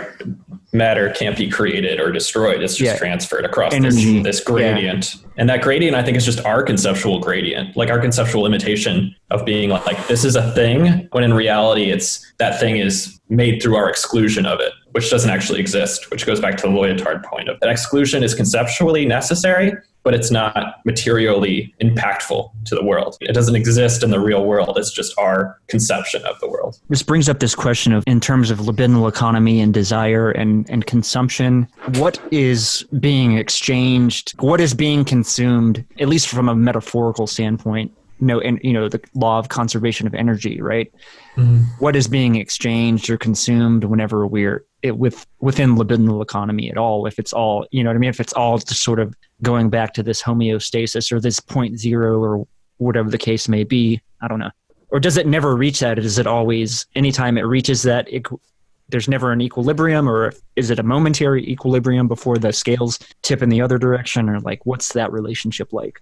Well, I think it's a thing where there's always like something to fall back on, right? There's always, to use like maybe like an accelerationist motif, there's never sufficient like de-territorialization. You can never go far enough into de-territorialization. And I think to some extent, this kind of echoes what Nick Land points out in his book, Thirst for Annihilation. It's that like zero is immense, right? You can go through zero and it's like, what's on the opposite side of the timeline, if not just the negative numerical sequence? It's, in that sense, what is consumption, but following, you could even say it's like, what is after the death drive? Well, if you start seeing the death drive as more as like not death as an inverse to life, but just as life itself as like the process onto death, it's like, well, then death has an infinite number of interpretations or mechanizations that you can diagram out. If you diagram the human body decomposing, it's like, well, what other things does it produce upon decomposing?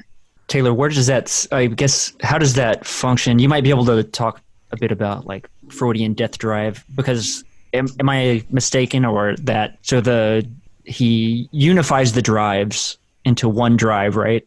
And beyond the pleasure principle?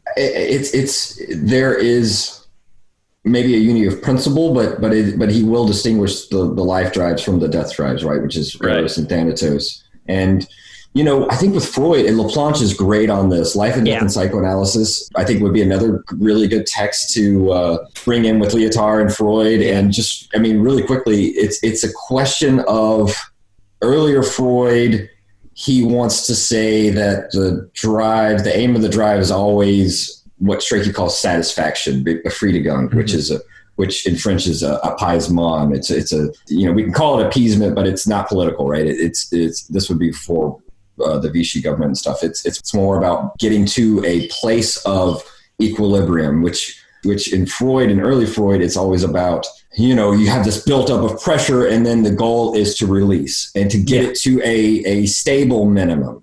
Now, the question becomes with Laplanche, as he shows, especially in a text like Beyond the Pleasure Principle, is earlier Freud is thinking of a theoretical minimum, whereas the Freud of Beyond the Pleasure Principle, he even coins this term called the nirvana principle, which would be like a complete evacuation, which would be a complete satisfaction of pressure. And so it's a question of, is the theoretical minimum zero? And Freud he'll have in different phases, he will emphasize one or the other aspect, right? Is it just like a stable minimum, or is it like full annihilative, evacuation? That's where the death drive comes in, right? Where it's for Freud in his vitalism, to go back to what Jung said earlier, it seems as though the death drive is about, the life drive is about building up these components. And this is where Freud is also a Platonist, right? And he turns to Plato and Symposium specifically, where, Eros is building up these composites and these larger units, and then Thanatos is breaking them down. So it both has a kind of physicalism, a kind of vitalism, but with Laplanche, his interest in the death drive, and whether or not they are two sides, right, of the same coin, is in how the death drive is just really one of the moments of the drive itself, which is this notion of evacuating, of satisfying, of releasing pressure. See, what I want to do is build towards this. Of course, I want to drive this in the direction of posting. I think with especially this notion of the pulsion too, but to sort of back up and to get there, I want to walk us through going through how Freud conceived.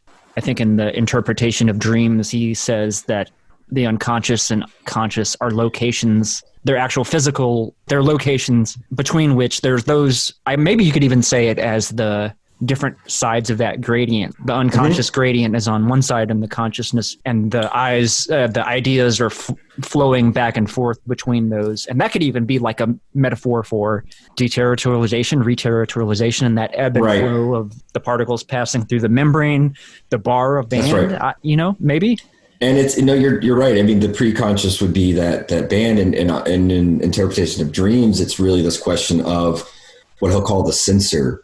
And so it's how in sleep, in dreams, the censor starts to fall asleep, so to speak, and loses some of its vigilance. And the unconscious is able to then cross that threshold, circulate these ideas by means of a kind of deviousness, right? Because you have distortion, you have these different substitutions and et cetera, that tricks the censors and allows a flow to be established that would have been repressed, in sober waking moments. And I think that's why Freud originally wants to talk about the rebus, right? That the dream is kind of this rebus assemblage of pictures and words. And he'll even talk about schizophrenia in some similar ways, right? I think these are some lines from Anti-Oedipus. They talk about Freud hating philosophers, right? Because philosophers do this kind of schizophrenic thing of words and things, or words and images are sort of interchangeable in a way that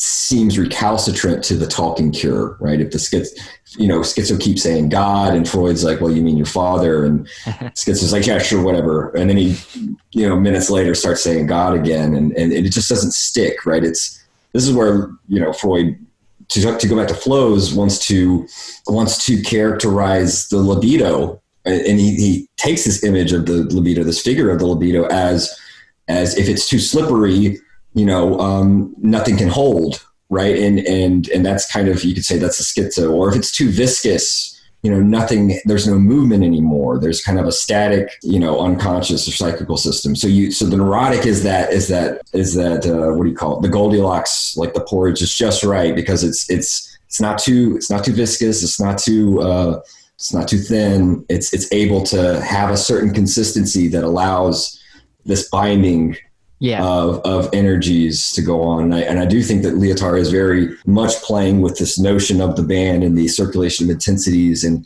this question of the band and the binding of libidinal energies, I think is important for their circulation. Yeah, because that would be the ultimate question for libidinal economists or libidinal materialists, is if it's all libido and there's this productive force that's kind of like a bull in a china shop, so to speak. as a metaphor, then like do we have any stability or like plane of like any kind of consistency in reality in the socius, right? If it's all just unrestrained libido. I don't know how to answer that question, or if Lyotard even gestures to that, or if that's even what his project is, but I think that's maybe the primary critique or question that one would come to. I think he starts addressing this later on in his work, not necessarily in Libidinal Economy. Right, gotcha. Because he starts talking about, like I mentioned in Postmodern Condition, he starts talking about like these language games. In a lot of ways, he's kind of addressing what is the minimal reductive base, let's say, or similarity between all of these different sociuses or social groups. And it's like, well, they have these language games, right? They're all playing these language games. They have implicit rules, so to say. So what is like the minimal rule that, kind of helps these different social groups interact or even be able to play the same language games in a way? I don't think he answers it fully, but I think part of it is like, even if you take what's it called, like the colloquial sense of nihilism, if you use the nihilist route, there's still that minimal reductive rule or universal, which is there is no universals, right? That's the one universal within nihilism. So in a lot of ways, it's that same.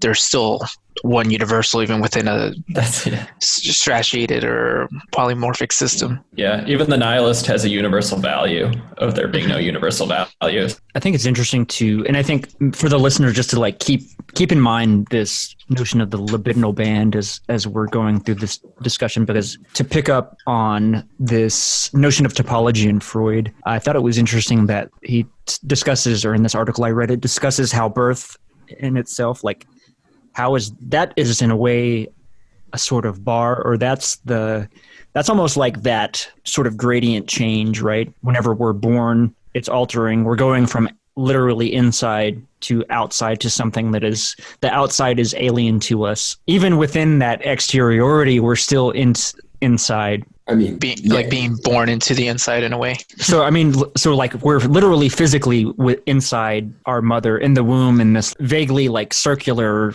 topology, right? And then once we're born, we pass through the bar into the other side of the gradient, but we're still within. We're external. There is something alien to us now, but even that alien exteriority is itself inside of this larger, like whatever, machinic forces or something like that. I would say it's kind of like absolute space where up, down, left, right have no meaning. So it's, if we take him seriously about the band, about the mobius strip, the inside and the outside are not in a kind of exclusive disjunction. Yeah, right.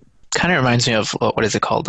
Double articulation. Is that which is like this? If we were taking this inside-outside distinction, it's like it's that notion of capitalism. It's like it de-territorializes, re-territorializes, but it's compensatory. It happens at the exact same time. The moment that something is de-territorialized, like to speak with capitalism re-territorializes right away. So in a lot of ways, let's use your example, Coop. It's like if we're doing the same thing with like our phenomenological modeling, let's say, as soon as we venture into the outside, it's conceptually captured or re-territorialized. And being born is sort of, that's when like the body is kind of cut, right? Like you're given a name at that point. Before you don't, well, I guess you could sort of have a name, but it's different. I really like the metaphor of birth. That really is a great way for me to think about the libidinal economy. It's an absolute interiority where the baby is inside something, but it's connected to the outside, like through the navel. Right. So there's never like this pure interiority. There's always this outside,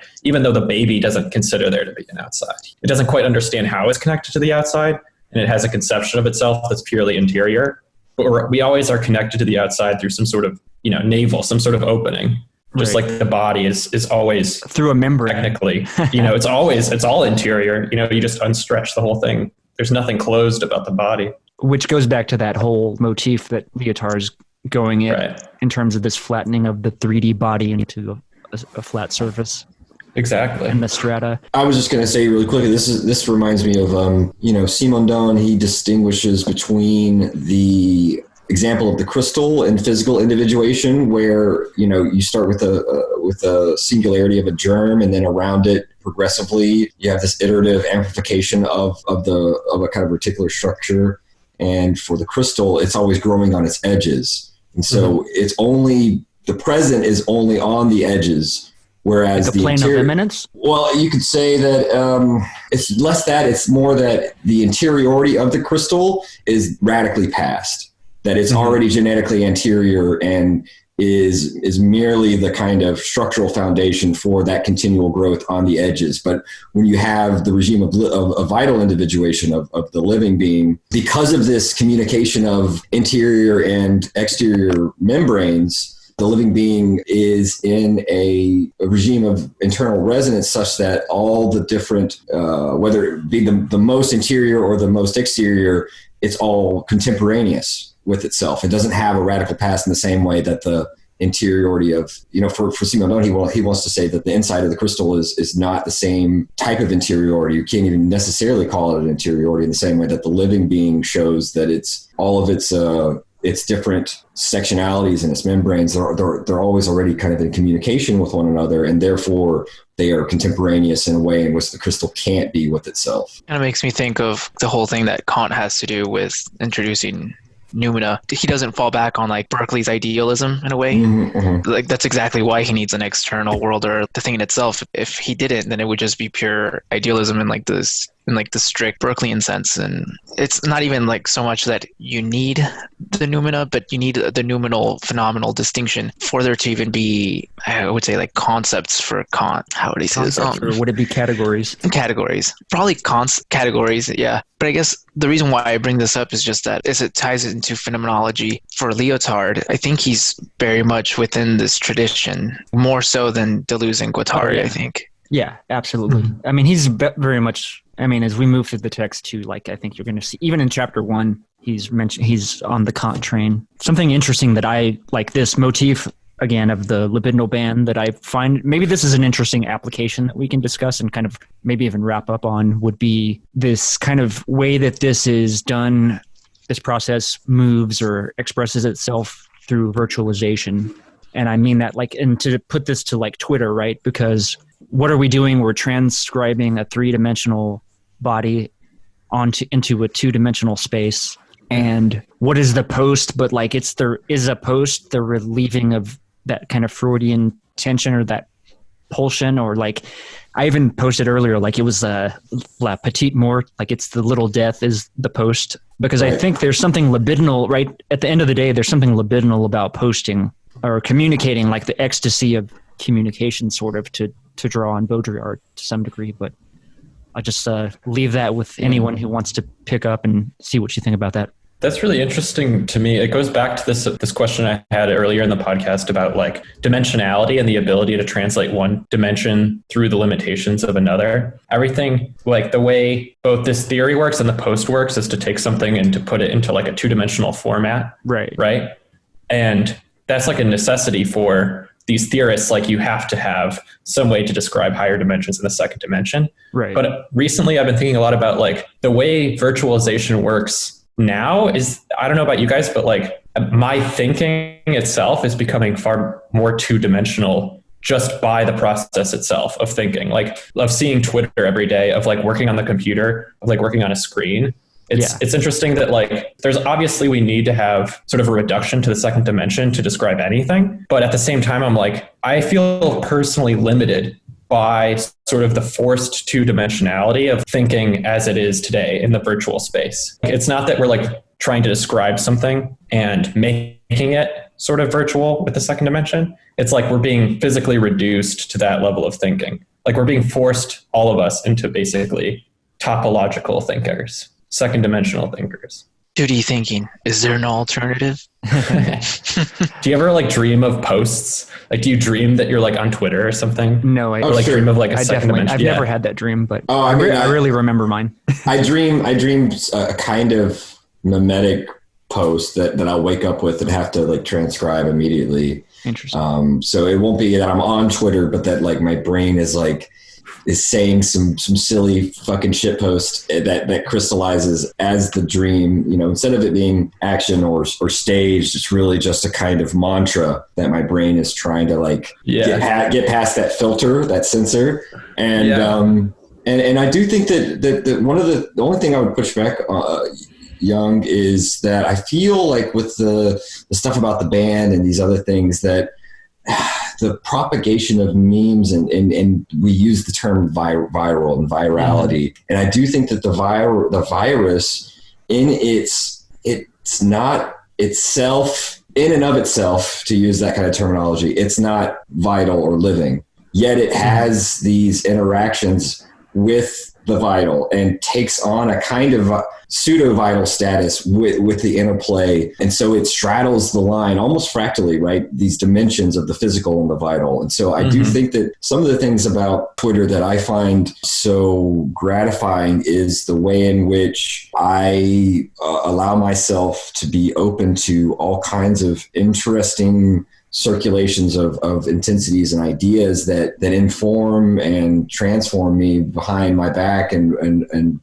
beneath my consciousness. And so I do feel like there is a kind of interdimensionality in the, it's not perfectly fractal in a self-repeating way, but it has a kind of analogous fractality to it or virality to it in the sense in which I think that Coop was talking about as the seminal kind of the fluid nature of posting. And in that sense, like there's always little singularities that like populate my brain and cause a chain reaction of thinking before I'm aware of it. That's really helpful for me personally, Taylor. Like I'm bringing these questions up. Like I just have this general feeling, like I can understand it semi-philosophically, but I haven't thought through like the actual emotion attached to it. Right. That I feel like my thinking is becoming, not like purposefully. I don't even want to say purposefully, but just the way that I see the world, which is predominantly two-dimensional these days, is like there's something almost emotionally that I feel that I'm being like reduced further into like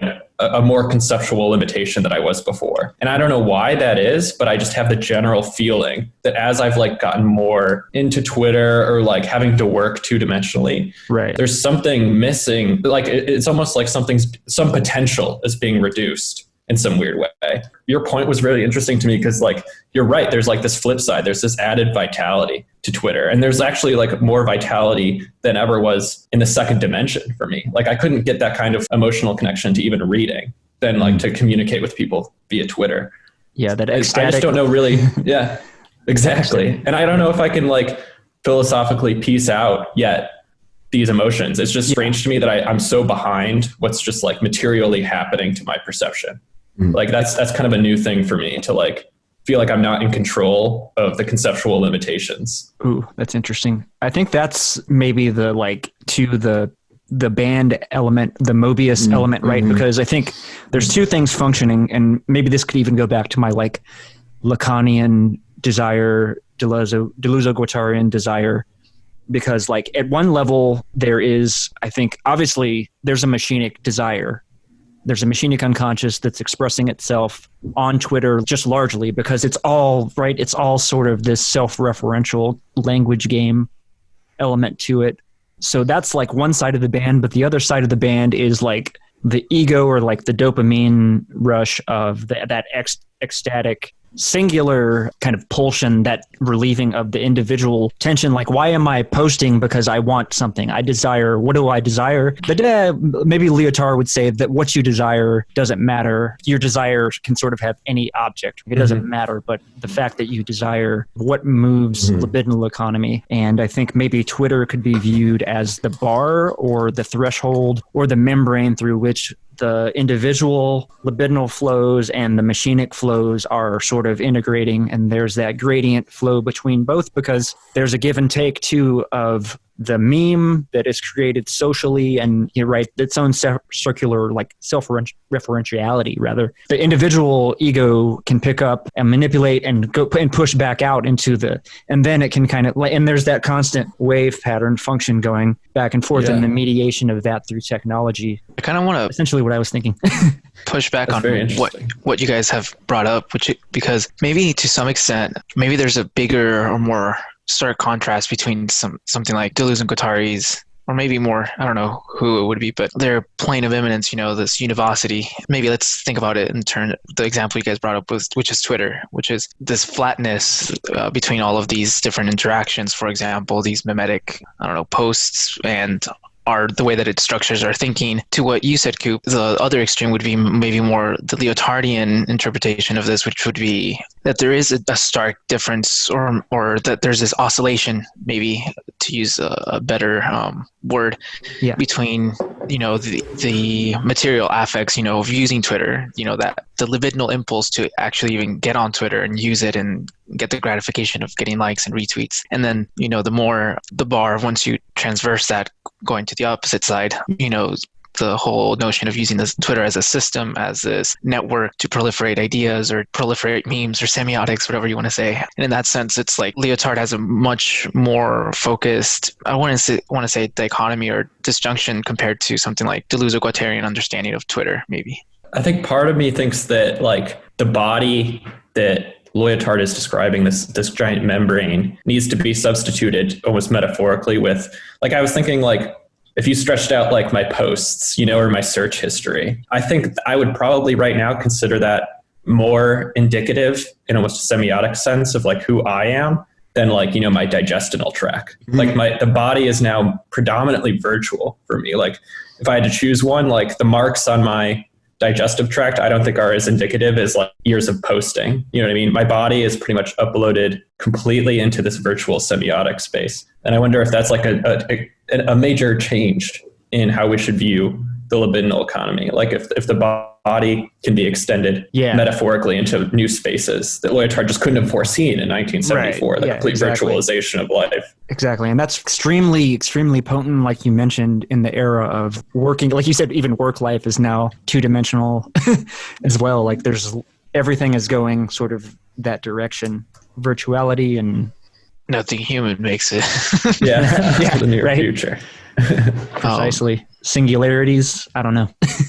And there is something interesting about Twitter too, that mostly the AVIs and the PFEs, we I may be a slight exception, but a lot of the times it's hard to, we have to imaginably associate a face with the post. And I think that's one of the reasons why anime, for example, is so popular as a medium for instantiating a persona, because it already comes with all these different inputs of art and entertainment and creativity, and also narratives and protagonists or antagonists, be as it may. And there's a lot that goes into moving from the generic Twitter egg of a faceless egg poster versus all the different creative means in which people associate this image with their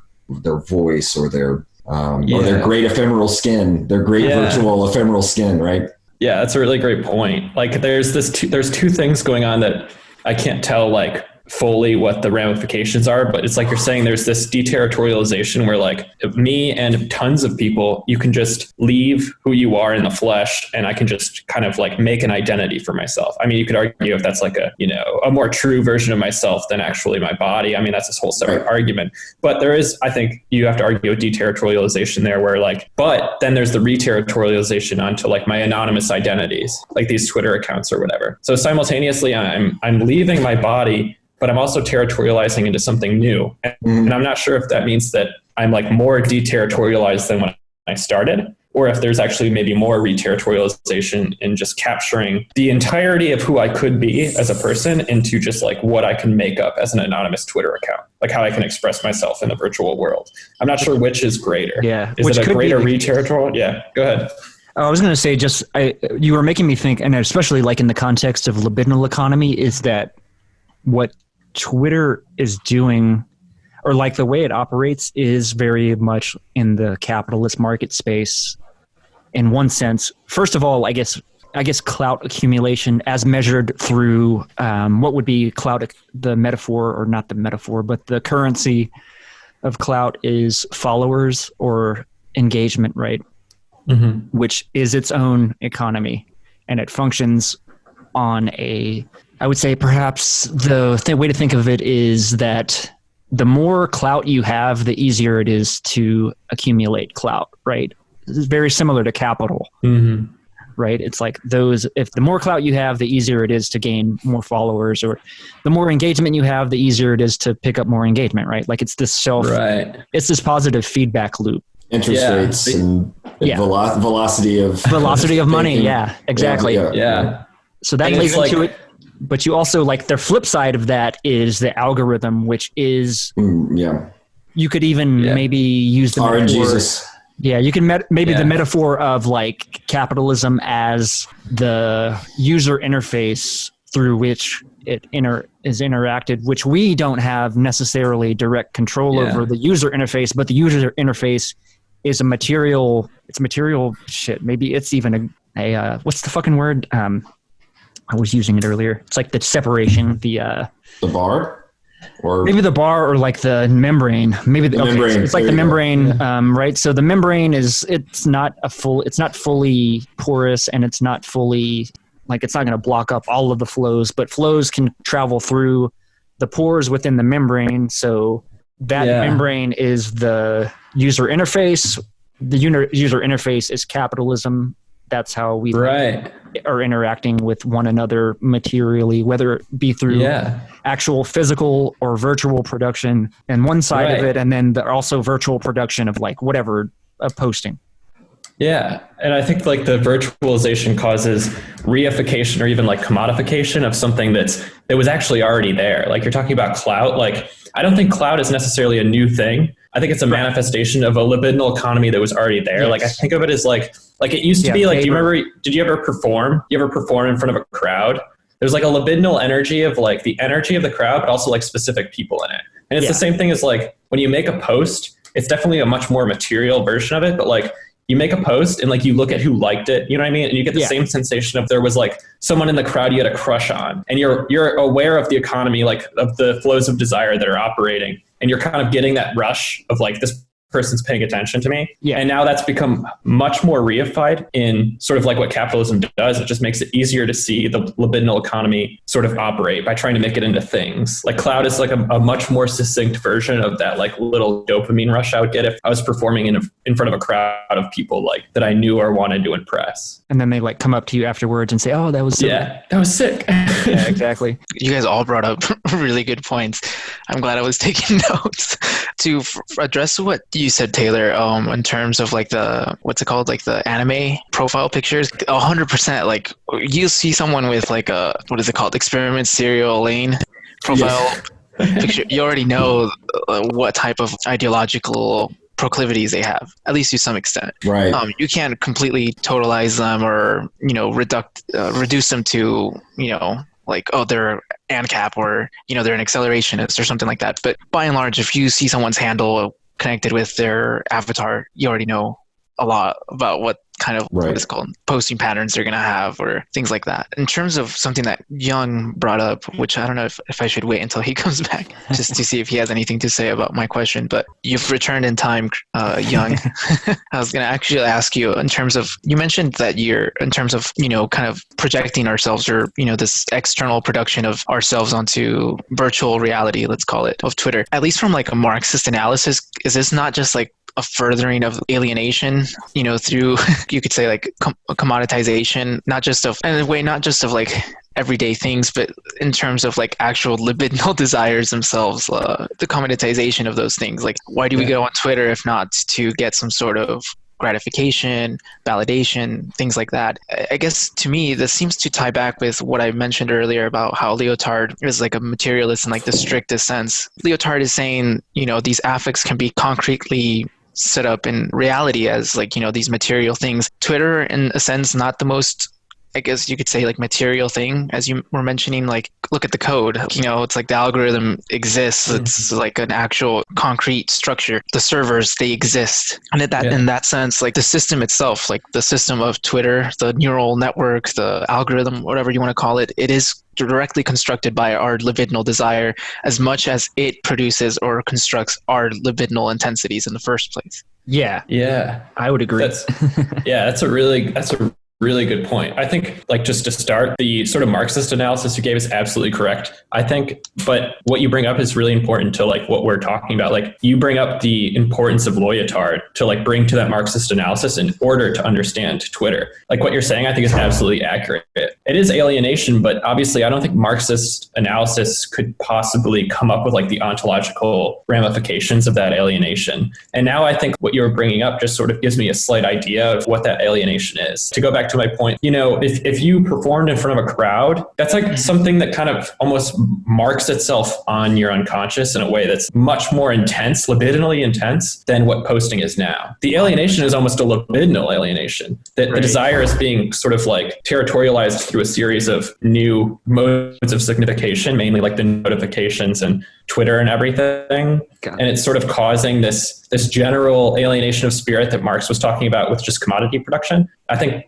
your point is great, and why we need Lyotard in order to understand this particular form of commoditization or reification. I think that's like a really interesting thing to think about. Ooh, I'm even thinking about that in the context of like posts. They're produced through the machine of the unconscious. Yeah, the machine of unconscious working itself. That's producing what is the commodity? The post is the commodity, right? Is for consumption. Yeah. This ties back to what you guys were saying about clout as an economy. I want to get into like clout act, but just to kind of tie it back with what you guys were saying in terms of it's like if Lyotard was doing like, not even Lyotard, but like Deleuze and Guattari, both their books are kind of like this is what theory looks like after 1968, those failed projects. In a lot of ways, it's like, well, what does theory look like today? And it's like the alienation of like an accelerationist realism. So in a way, you have to interpret Lyotard in this, or at least like libidinal economy in the same way, which is we choose our own repression, we choose our own alienation. Like raise your hand if you want to get rid of Twitter. We deserve, right? Exactly. Our libidinal desires or intensities produce a system like Twitter. It's precisely because who doesn't like to take, or at least by us, I mean like the general public or whatever, the general user in terms of like Instagram. Instagram's like 90% selfies. It's the most narcissistic thing ever. But at the same time, it's like, yeah, who doesn't go on Twitter or on Instagram or whatever social media platform you choose to, just simply go like someone's photo or do something like that. In terms of the clout economy as like clout act, I think you guys put the nail on the coffin on that one. I thought that was a great point. I mean, clout itself is just self-perpetuating. It's a positive feedback system. I think you mentioned that. There's nothing that you mentioned that it's like clout was always there. Clout in terms of doing something capital for someone. Yeah, culture, exactly. To go back to Weber, I think specifically. But it's, to use Gland's concept of teleoplexy, it's like the farther you go into technological acceleration, that also has to carry with it time or temporal acceleration in terms of how quick or how fast these things have posted viral tweet or whatever. That takes like seconds for it to proliferate across the interwebs. Comparison to like, you hear someone do something cool in school, it's like, oh yeah, did you hear this? So-and-so did this, and the acceleration of these social interactions, it's accelerated through something like a technologically advanced system like Twitter, but at the same time, it further pushes us, or it re-territorializes as an alienating tool. That's really interesting. I think it goes back to like your earlier point of like, what is the theory of today? I think your point's really interesting that the acceleration of technological processes, say, is expanding or accelerating the time frame of semiotic movement or ability, right? Like the semiotic medium is changing so quickly through technology that thinking about it has a serious lag. We're reading a book that's 50 years old that was remarkably prescient for some of the things that we're going through today, but I haven't seen anything near a theoretical framework capable of moving one exponential fraction as quickly as the technological progress is changing the semiotic medium itself. It's pretty insane to think like the lag between theory and technology, so to speak, is becoming so vast. I just don't even think it's even going to matter what the theory is after a certain point in time. Like if the medium keeps changing so quickly and there's just no time to even think about it. I just haven't seen like a particularly good theory for even like 1990s technologies yet. Maybe Baudrillard got into that a little bit, but like there's decades of like theoretical gap. You bring up a really good point, I think, in terms of like what does today's theory even look like? And the closest I can even think of is someone like, to be, to be a little cartoonish, Mark Fisher. But even then, he's just reiterating, or he's reinterpreting something which was already there. Like all his theory is just reinterpretations or punchy. This is more of a criticism of Mark Fisher, but it's just punchy headlines or this is where non-philosophy comes in. Right, Taylor? I mean, yeah, it's kind of a worn out slogan now, right? Non-philosophy. Or non-standard philosophy. Well, no, I just meant that it did its job for its time, and Laurel wants to hold on to it while again bracketing it because of the fact that it's already been able to elicit all those great misunderstandings and the intensity of resistance from philosophy due to its misapprehension as philosophy's death or negation. So I think that's why it's done its job and really did function as a kind of slogan to get like a shitpost, right? To get a kind of reaction, a rise out of philosophy in a way in which Laruelle takes as one of the ingredients of philosophy as material, which is its resistance to the one or the name of the real, like however he wants to phrase it. And I think Lyotard is doing something similar with this questioning of theology, of the theological furor and intensity behind certain uses of power, as I'll go into later in the chapter. Right. So yeah, I think that's part of it too, is Laruelle's non-philosophy is wanting to attack a kind of theological kernel that philosophy has towards itself, of believing in itself as, in its language and modes of exposition, as conflating with the real. The reason I brought that up was because you kind of got into the same thing that I've brought up a few times in our discussions of Laruelle, is like, once Marx does political economy, it almost forecloses the potentiality for different political philosophies or political economies to generate themselves in a sense, but obviously that's not necessarily 100% true. Like, it does have an impact, right? Very much the way that perhaps you might say that the algorithm within Twitter has a material force that can limit or whatever the possibilities, the potentialities are for posting or what have you. So this is something that I have thought a lot about. It's almost like I've described it as too like the dead labor of philosophy. Kind of, we're haunted by that, and like, how do we generate new concepts while still being, I don't know, that's a question I have, a circle I have not been able to navigate necessarily. I was just going to echo what Coop said, which is just like that whole notion of like, kind of like Deleuze and Guattari's de-territorialization, which I think is part of like the only salvageable thing about Dark Deleuze by Andrew Holt, which is like, yeah, I think if anything, at least how I interpret it in the Twitter sphere,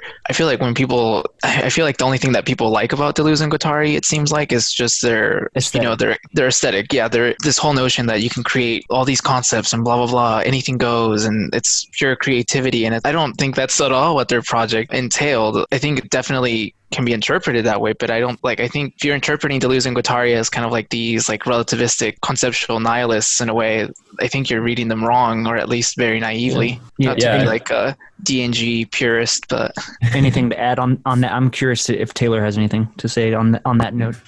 I mean, I do think that what you just said, Cute, is right on. I wonder if it's also this. They're also sometimes, and I try to play with this too, seems to be a parodying of what comes off as a kind of obscurantism. Insofar as Deleuze, and they're not going to, I mean, even in difference, repetition, and logic of sense, but Deleuze is more generous there. Deleuze and Guattari, if you just read the text as it is and just get thrown in and don't do the legwork, they're not going to hold your fucking hand. It will feel like a slog, and many times it'll be like white noise or even just noise at the beginning of an album that it wards off casual listeners. But if you do look at the footnotes and the references they make in Anti-Oedipus, and you're at least willing to form a curiosity about a lot of the material they're drawing from, and some of it is not available like in the language one speaks, which is, I think, why as a translator I was always trying to hunt down like Deleuze's little breadcrumbs he leaves us to go on the journey and have the toolkit. You know, if we pay attention to that and have respect for that, I do think that they show themselves to be more rigorous, then they come off when they turn into stereotypes or just catchphrases like body without organs, so to speak. If we don't do that extra legwork and we just reduce them to a kind of obscurantism, then yeah, they become a parody.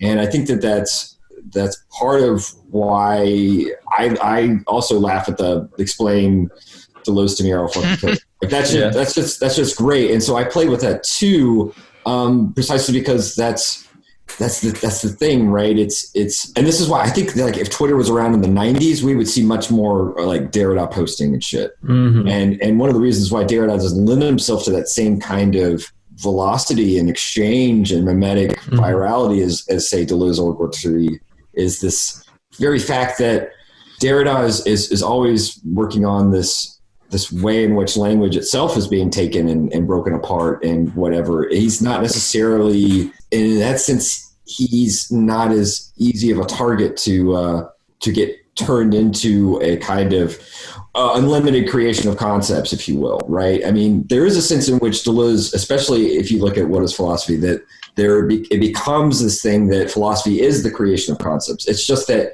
it's not, as you said, it's not a nihilism or an endless convertibility, a carnival. Like there are rules and means in which concepts can and should be created and why they change and transform. It's not necessarily just a free for all or a smorgasbord. And if we understand that more rigorously, but I do think that the jokes about surrounding Deleuze and all of that, in which I try to participate, I try to use that kind of as a hook, right? It's kind of like, and that's precisely how memes work. It's at least one of the ingredients. It's one of the vectors. If you don't hook, it's which is why sometimes I'll switch between like, hey, this is a cool passage from Simondon, Deleuze, whatever, and then more of an immediate, less linguistically mediated form, whether it be just a series of silly words in a shitpost or an actual like image. It is to evoke a response, and I think this ties back to the whole clout thing, because I think about it as when I first got on Twitter, it was like, hey, read my translations and see what I find interesting, and I've conserved some of that, but I mean, really with Coop, I've accelerated and come onto the shitpost train, because it is kind of like a flowing and a flowing also in the sense of like a vibing, and which is why I try, if my clout means anything at all, I try to like interact with those, like Jung said, like we're not just on the stage performing, we're also in the crowd at the same time, and so there's always these different exchanges of interest and gazes and takes, and so, for example, Coop posts so much, I don't get to see or like all of his posts, but the ones that really like, if it's a good post, I'll like it, but if it really has if it hooks me, I'll retweet it. You know what I mean? Because that's what we do. We do with our friends, with the ones we love, and those who excite us and push us. Right? We want to boost them as well. Yeah.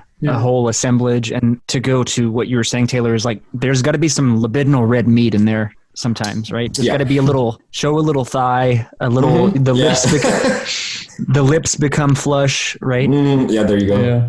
To draw in, to tap onto that desire of the other and say, hey, here's something, I'm going to seduce you with this thing, and there's something, then I'm doing something, I'm flipping the tables on you to some degree, right? One point I'll wrap up on, I think, and this was an interesting semiotic question, and I think I'd like to get everyone's opinion on before, and we can close out here, would be just to think about this acceleration of communication, of technology and communication at its base level. Just thinking about how effective animated GIFs or GIFs are in terms of communicating in a way that a word or like even a picture can't quite capture the emotion or like the evocativeness of an animated GIF or GIF, and like how that seems like pictorial images and animations are becoming more prevalent in the way that we interact with one another, whether it be on Twitter or through text messages with one another. Like, I often find that an animated GIF or GIF can capture, there's so much more semiotic power in that than like a whole book,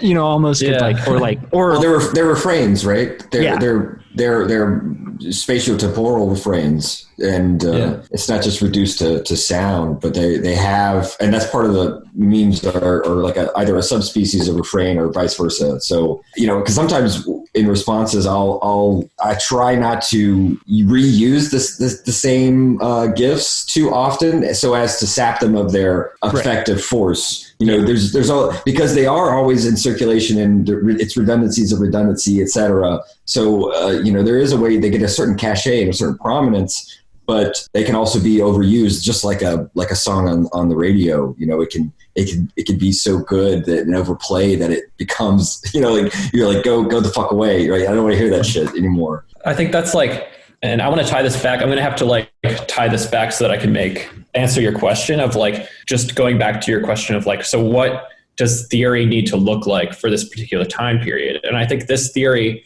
like I was talking about earlier, has that internal entropy to it, where it's very aware that it's not meant to exist forever, that it's a re-territorialization of a wider path of de-territorialization. Like Lyotard would, or Deleuze and Guattari would say, like, you know, these aren't supposed to be like universal texts. They're supposed to be like part of your journey, like we were talking about earlier, on this line of de-territorialization to find out more about like the general gist of what we're saying. Right. You know what I mean? And I think that's what theory needs to be to understand the sheer vitality of what you're saying, of like GIFs and technological semiotics, because the theory needs to match, or I think the genius of this kind of theory is that it matches the sheer entropic force of technological change itself, right? Like the semiotics are always changing, the meaning's always changing. So our theory needs to have that sort of like self-aware entropy to it, that it's going to change, that it's not supposed to build into a wider system, that it's one thing that's going to be continually changed, just like capital changes the forms of communication or social relations. Our theory needs to have that same sort of internal logic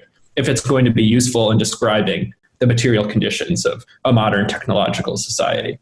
And the political economy, or the political economical expression of that, or like how to tap into that or structure our political movements or whatever, or our political economy broadly into that direction and understanding, maybe, rather than like, oh, we have reached this like teleological point of the revolution and then, you know, no. But I guess even Marx and Engels would say like it's the abolition of the current state of affairs, right? Yeah, is what communism would be. Or all that solid melts into air, you know, and theory should too, just as, you know, capital and social relations.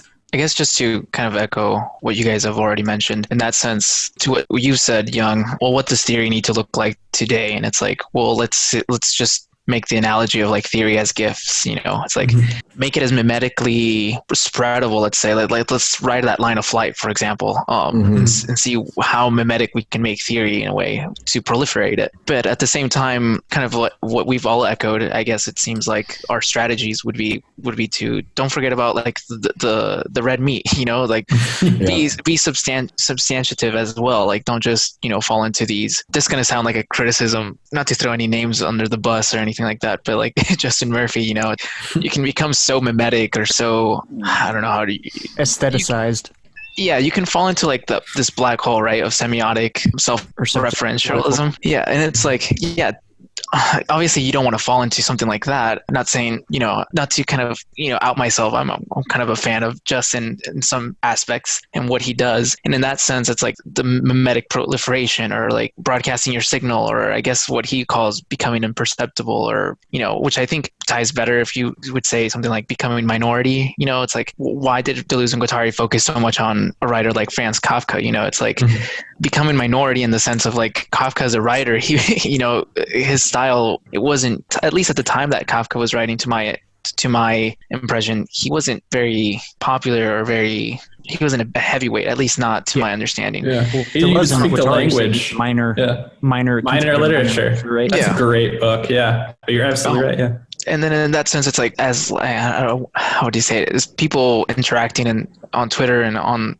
the webs trying to proliferate a message. It's like, well, we have to become minority. We have to become, you know, shit posters or use certain tactics that proliferate our message. But that's not to confuse us with actual shit posters, or not to say that, not to degrade them in that sense, but it's to use these styles to broadcast a signal that proliferates, is memetic in itself, and is all-encompassing, while at the same time retaining some of our own individuality. That's the dual side of the libidinal band too. I always think about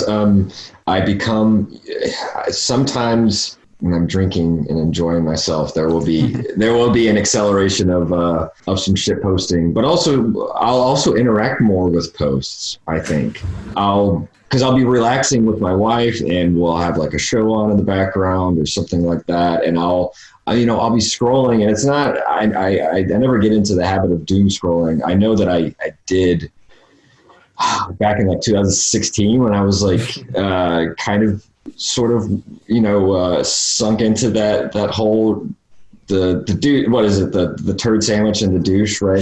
Yeah. Trump and Hillary, the whole election discourse. That's when I was doom scrolling the most. But I guess what I get, it's kind of like at a party, like or at a bar, once you've had a few drinks, you disinhibit, you become a little bit more talkative. You sort of unlock a little bit more of there's that truth and wine thing. You just become a little bit looser, etc. So it sort of shifts, and where it's less about seriousness becomes much less of a priority.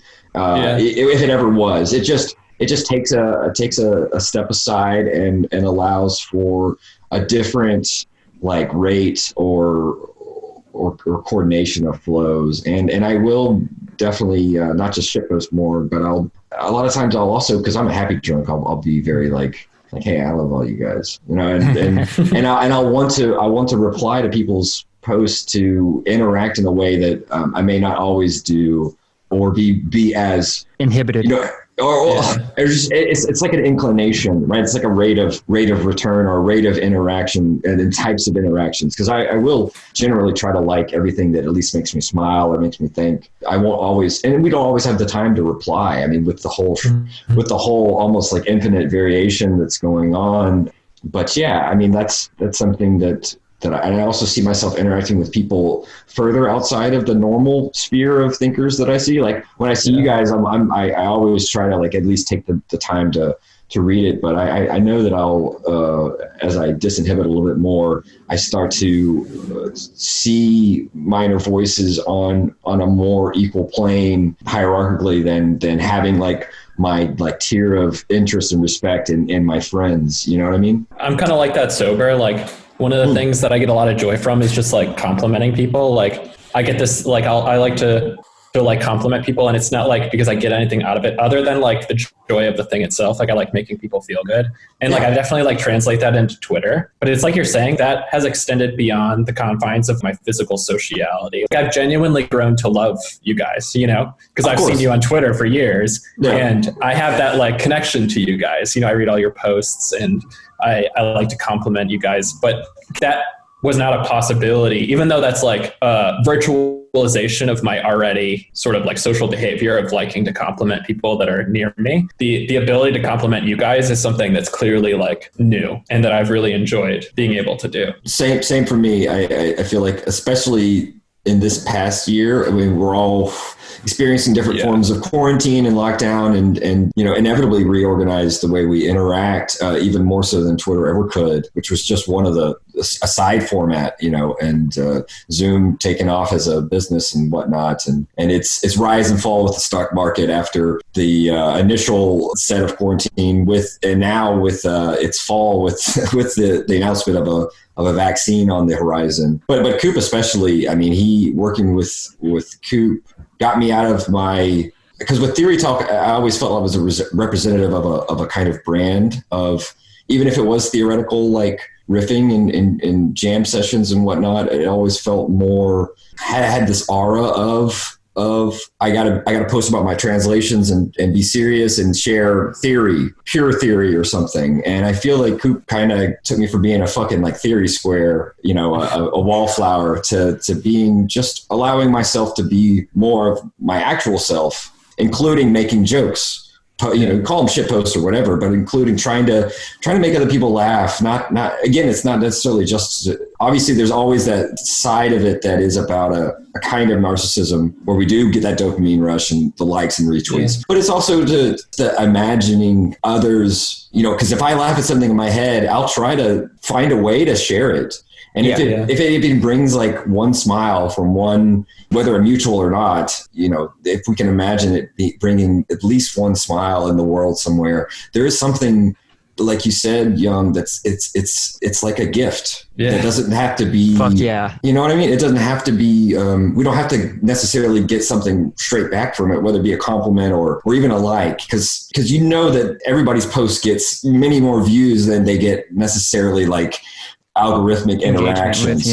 And you may not know if a post that never got a like, whether it brought a smile to a lone soul or not. So I don't know. That's kind of how I kind of think about it now. And that's why I feel like I'm much more myself online than I was always very reserved in the past and wasn't cultivating a persona. It's just, I didn't think about the fact that that's what Twitter could be for me. And so it was always kind of an ancillary thing. And I feel like it's much more intimate for me now, where I have formed these friendships with you guys and with so many others. And you can say whether or not they're virtual, they're obviously real. I love the libidinal, or even just to go as far to say like the human mystery of why I'm attracted to your guys' accounts or to your personhood. I have no idea why I found these particular people. It's all unconscious. You know what I mean?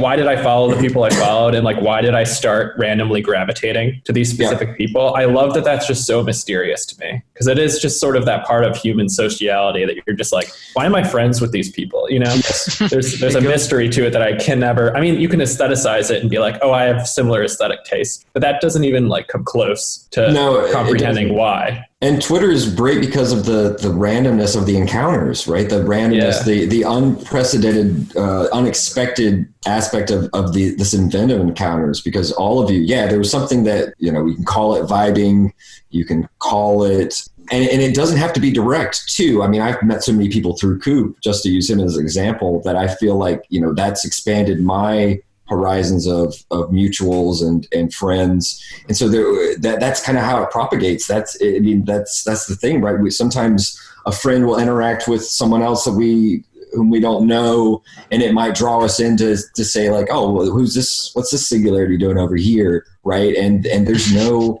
law of accounting for it. And it's almost exponentially incalculable, because in the past and in our everyday lives, and this is obviously the wonder of the internet, our friendships were really much more locally circumscribed, right? And based upon physical locations and the interaction of physical bodies, usually starting with the family, but also like the school and these other, institutions that we go through. And I think that Twitter allows for a kind of, I don't want to say flattening like in the band sense, but like of a concentration of interaction, right? For all these intensity. Little molecules, bouncing around, and who do we sort of form these other these bonds with to create these larger composites? To use like the Eros thing, because it is. I mean, part of that is that libidinal, that erotic, that connection of friendships and it's intercourse, right? Yeah, intercourse with our mutual, instead of discourse, it's intercourse. Mm-hmm. That's what posting is. What is the revolutionary path? To post on Twitter. I agree with what you guys pretty much have said. I think that, even just, I don't know, Taylor, I didn't know you before I made Cute Noumena, but I knew Coop and Young, and even just the way that I've approached Twitter, over the years has drastically changed ever since I made Cute Noumena. Just like the way that I engage with people, or choose not to engage, or the accounts that I follow, things like that. It's like, it's more about, to me, it's just, at least now, it's more about treating, or at least trying to treat Twitter as like if I was at a party or something, a true extension of how I am socially. I think that'll wrap us up for this, at least portion of the discussion of chapter 1. I think we at least circumnavigated to some degree, like a lot of the themes that are being explored with Lyotard and this notion of the kind of libidinal body. And I think exploring that through the virtualized body of Twitter is like a great metaphor and way to sort of conceptualize how that works. And I think that it's kind of interesting maybe to broadly describe it as Twitter itself could be like this libidinal body, and there's like the intensities on the libidinal body are different nodes, perhaps nodes of intensity or singularities or whatever the case may be, that you can sort of like lattice onto like the rhizome and kind of build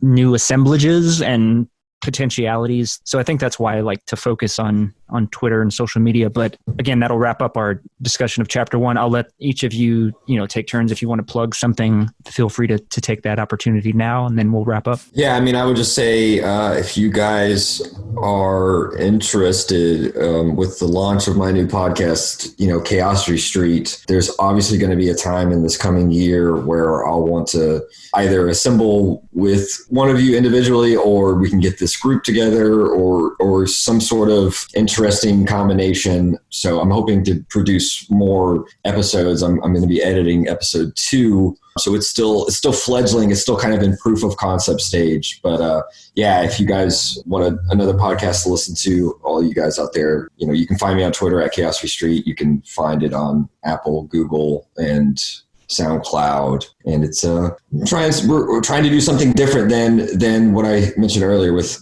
Theory Talk, right? I'm trying to sort of set out with a new vibe that's not so serious, right? Well, I guess I'll go next. I don't really have much to plug in except my Twitter.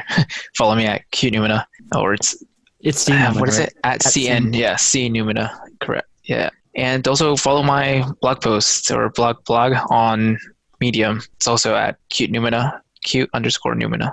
Definitely follow everybody here, Noumena, Taylor Adkins, Young Lacanian. Definitely read the Noumena blog posts. I really love those. That's like a good thing that I've been reading recurringly. Definitely follow that, and definitely buy Taylor's transitions, especially Simon Doan. That's an amazing translation. I mean, he does great translations, but if you're interested in any of the theorists we're talking about, Taylor consistently translates things that you will need to read. It's incredible. So follow all of us on Twitter. Obviously, this podcast is amazing. So Give your following handle that. Follow Young Lacanian, and then obviously the only thing I have to plug is my account. So Young Agamben. I'm pretty sure it's just YA Agamben. Yeah, I think that's right. Yeah, it's YA Agamben. So my old account got nuked 6 months ago. And I'll throw everybody's links in the show notes. But this is going to be Machine Gun Unconscious Happy Hour with Cooper Cherry signing off for the week. Negativity and singularity, including the ultimate form of singularity, which is the whole state of things, the pure violence without object anymore. This is the typical violence of information.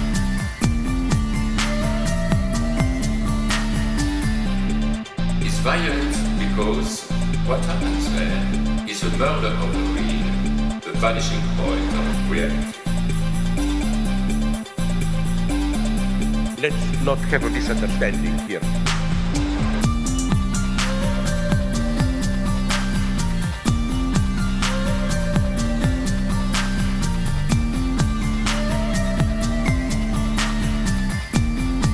What I meant is the following.